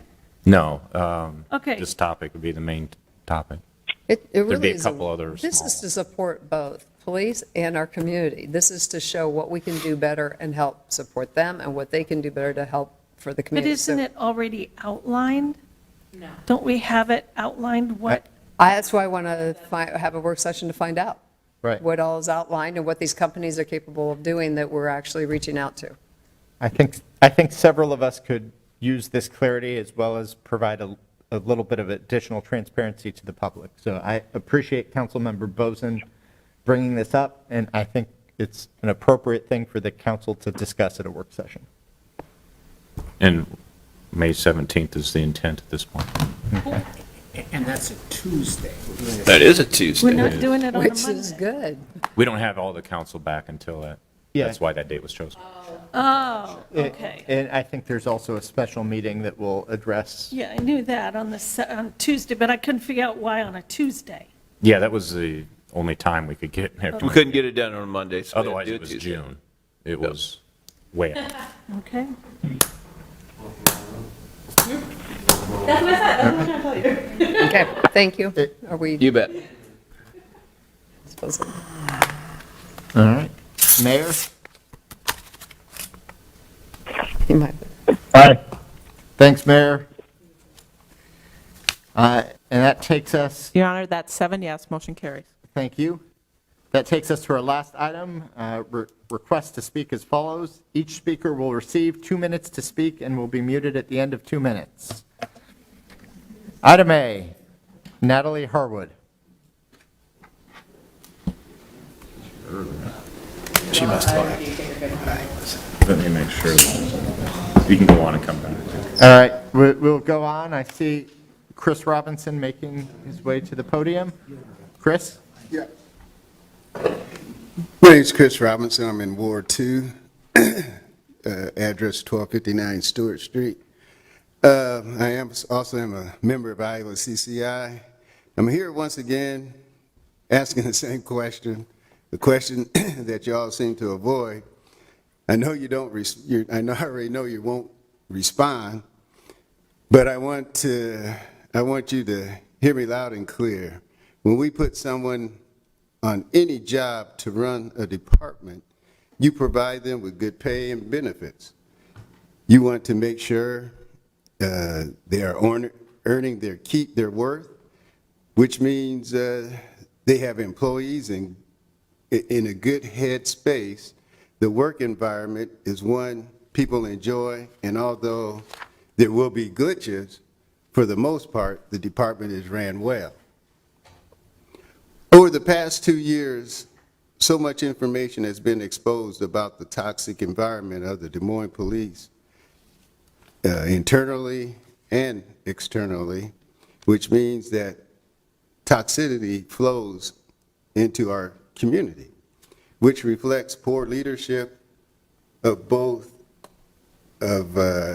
city manager and the police chief. Both are failing our staff and our community. So my question to you, our city council, when will You remove both Sanders and Winger.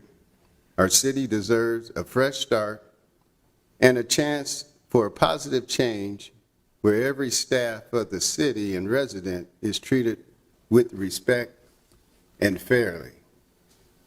And it's like the police chief has a toehold on some of the city council members here, because it's like a lot of you are scared to take him on, to stand up to him. Let's not be scared. The people put you here, the people can remove you. Thank you. Diana Hamill. Diana?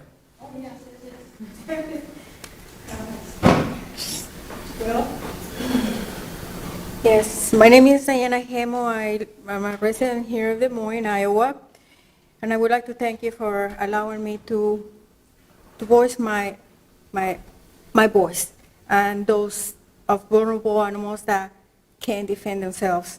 We have destroyed their land, and here we are complaining they're a nuisance, the geese, the deer, when we are actually imposing our will by destroying their land, the source food. Grace Lake has turned into practically a street, another part of downtown Des Moines. The geese don't have nowhere to go. They are being displaced from their homes, and so is the deers. And so that's why we see them wandering through the cities, because we have taken their environment. And I don't see why can we show a touch of kindness towards them by throwing them little seeds of sunflower seeds or something. We've been penalized for being kind, but yeah, we still treating them like they're garbage. They're just dispose of them. And I just would like I would like to see why we impose this penalty of $900 if we feed the geese or the deer, or we show some kindness towards wildlife. Thank you.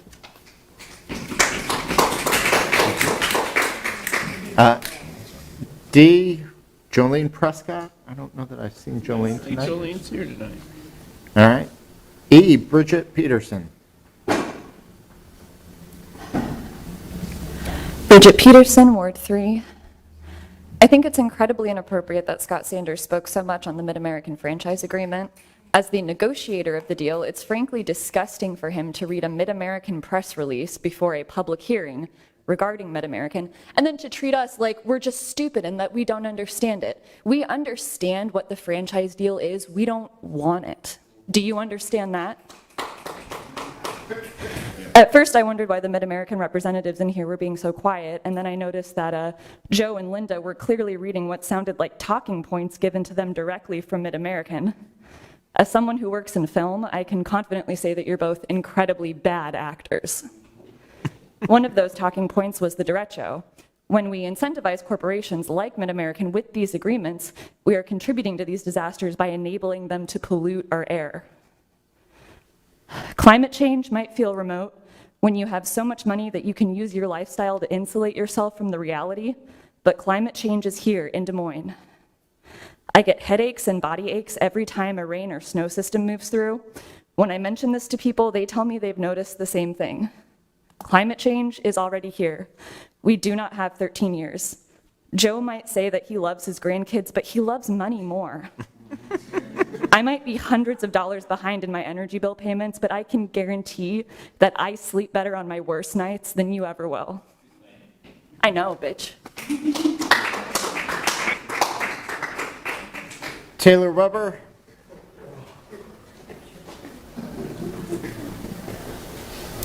Taylor Weber, Ward 3.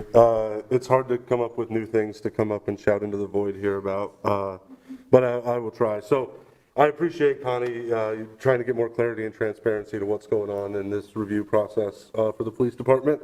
I think, frankly, we're far too late. We've ceded ground to the leadership within the police department, and they've said that they won't follow the direction, even if it came from city staff. I'm just going to point to some protests that have been happening in your town the last week. Multiple in Cowles Commons, downtown by the Capitol, all in stance for reproductive rights and the access for those in our community. I will ask you when the state inevitably bans abortions or limits them or whatever they will do, and the state capital has said they will do, who will be the ones that enforce those things? Who will be the ones that, even if you don't want them to, who will be the individuals that enforce those bans, that penalize the people who are already in a very tough situation? I know it's funny to you, Joe, but female mortality rate during pregnancy has been skyrocketing, and it's over 4 times that for women of color versus white women. You have failed to protect those in our community from this by enabling the DMPD to continue their violence unaccounted for. You attempted to say, hey, we want to make sure that we don't criminalize marijuana possession in this town, and you attempted to rein in the DMP, and they said no. What do you think that will be when an abortion ban happens, and they are the ones that are going to be the perpetrators of violence on those in your community who are disadvantaged? You have enabled them to not follow the rules that you are setting out, that you claim to stand by ideals for. And Josh, I'm incredibly disappointed you recused yourself from the Mid-American Energy deal. I understand you're saying a conflict of interest. You've had conflict of interest on real estate projects that you have not recused yourself for. So it's really disgusting for you to fail the environment. Iris Olivares.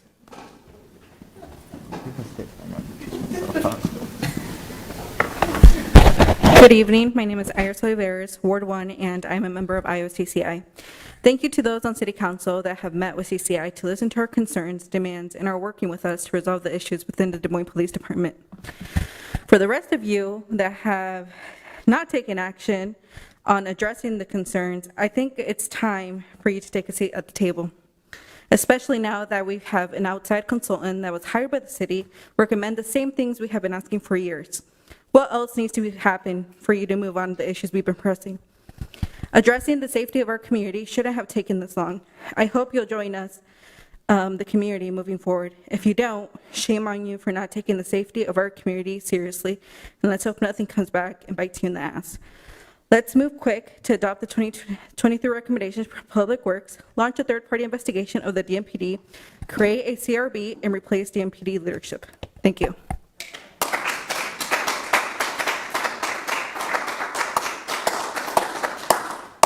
Sam Davis. Yeah. So I'm in Ward 3. I'm just turning it totally into something else. Does this turn on so I can show anything or not today? Can we not count until I... I think you need to put it like right in. Is it upside down? Nope, we got it right. Oops. Okay. I just wanted to share with the City Council that we have this really weird thing called a noise control ordinance. And I'm really getting tired of listening to things. I'll try to be brief, but I think I don't know, I was just listening to, Zen on the Art of Motorcycle Maintenance, and it talks about a dripping faucet and how the woman just went berserk because of the dripping faucet. That's what life is like. It's hell to live in Des Moines. Noise disturbance, you even say what it means. I don't have to go through this. This is all of you. You're personally responsible. A responsible party is where it happens. Let's just talk about Kung Fu Taco and the biker bars up there. Says City Council says that each person has the right to an environment reasonably free from noise which jeopardizes the health or welfare or unnecessarily degrades the quality of life.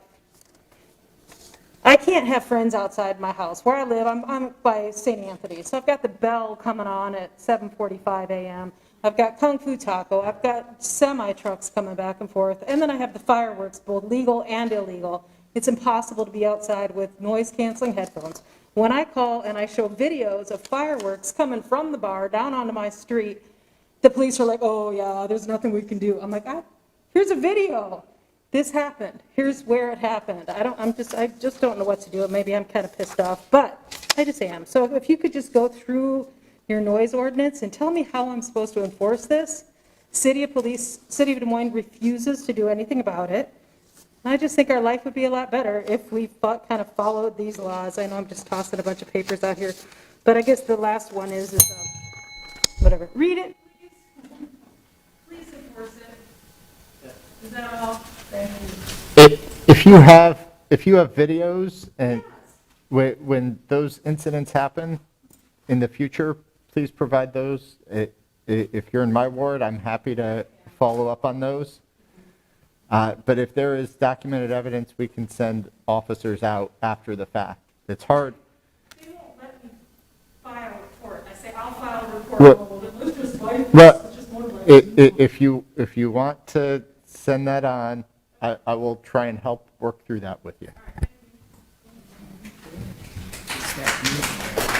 Store open yet? That's Not yet. They've done a lot of landscaping. concrete. Sydney Fox present? A lot of it. Harvey? You took my sheet, Joe. I don't need it at this point. My name's Harvey Harrison, 680 Harwood Drive, Des Moines, Iowa. I kind of scrapped some of my notes. I want to thank Councilmember Boson for bringing the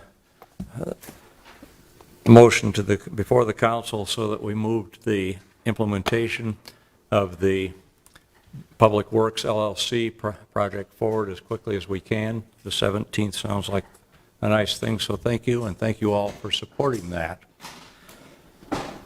And I include within that, of course, the motion to set up the policies and procedures around the harassment of women in the police department, which has to stop. I've now had the chance to actually read the Public Works document and the 23 recommendations that they contain within it. And needless to say, I support them all. They, in fact, are things that we've been bringing before this council for the last 6 to 7 years. And while some of the members of the council have supported those, there are, in fact, members of the council that still apparently refuse to deny that there is even any kind of a problem within our police department. And this report points out, in terms of at least the data elements of that, exactly the things we've been telling you for a long time. The other thing within the now setting up things like the work session, I would hope that you're going to include public input from those, because we've been trying to talk with you about these now for a long period of time. I won't say that it's been ignored, but it has been refuted, it's delayed, stonewalled. We've had disinformation provided, the latest one being Sergeant Parizik's comment about racial identification on citations. They already do it, folks, and they're saying that it's too difficult to do. It's already a part of the track system with it. That stuff has got to stop. Final thing was, I hope that the council is now unanimously on board with this. I'm not really optimistic that that's true, but I will tell you that it's now time to bring along the police chief, the police union, and all of the members of the police department. These proposals are for all of our benefit to improve public safety within the city of Des Moines. So the next one. And the police and the police union, Are we done? as all of you need to join in that. All right. Thank you, Harvey.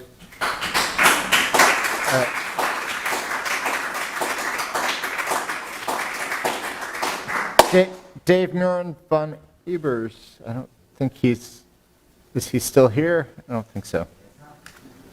Matthew Pierce. Finally get to take this thing off. Matthew Pierce, Ward 3. I wanted to say that for more than 4 years, this community has provided very specific demands to this council. I was at those meetings, as were Councilors Boson and Mendelbaum. Due to the release of several disturbing videos, I can't watch them anymore. Videos of excessive force, there is an expectation that you do the following. Hire a third-party independent investigator. This is happening, I hope. Establish a community review board. Iowa City has had one for a really long time. I don't know why Des Moines doesn't have one. And we must replace the DMPD current leadership. We must get rid of Scott Sanders and Chief Wingert.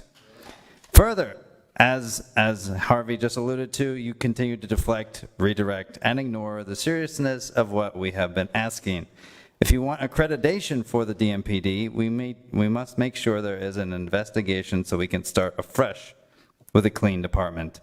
A $150 million new police station and more taxpayer money is not what we've been asking for.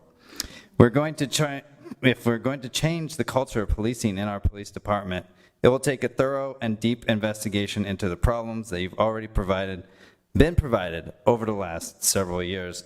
Not just a change in policies, we need action. And lastly, if we're going to have true reform, we must get rid of a leadership that continues to perpetuate the problem by ignoring and silencing the community in the persons of Wingert and Mr. Sanders. This process over the years has shown the community one thing, that you think the community is not very smart. But we keep coming here, so I think we are. Further injustice happens quickly. Only justice in this city is delayed or denied. We ask again to stop delaying and stop denying injustice to black and brown communities. All right. Subjected to for far too long. Thank you. Thank you, Matt. I'll receive and file. I'll move Motion to receive and item file. 68. All in favor? Aye. All right. With that, Aye. Need a motion to adjourn? I'll take a motion to adjourn. I will give you one. I'll second. All right. All in favor? Aye. All right. We are adjourned. Can you just verify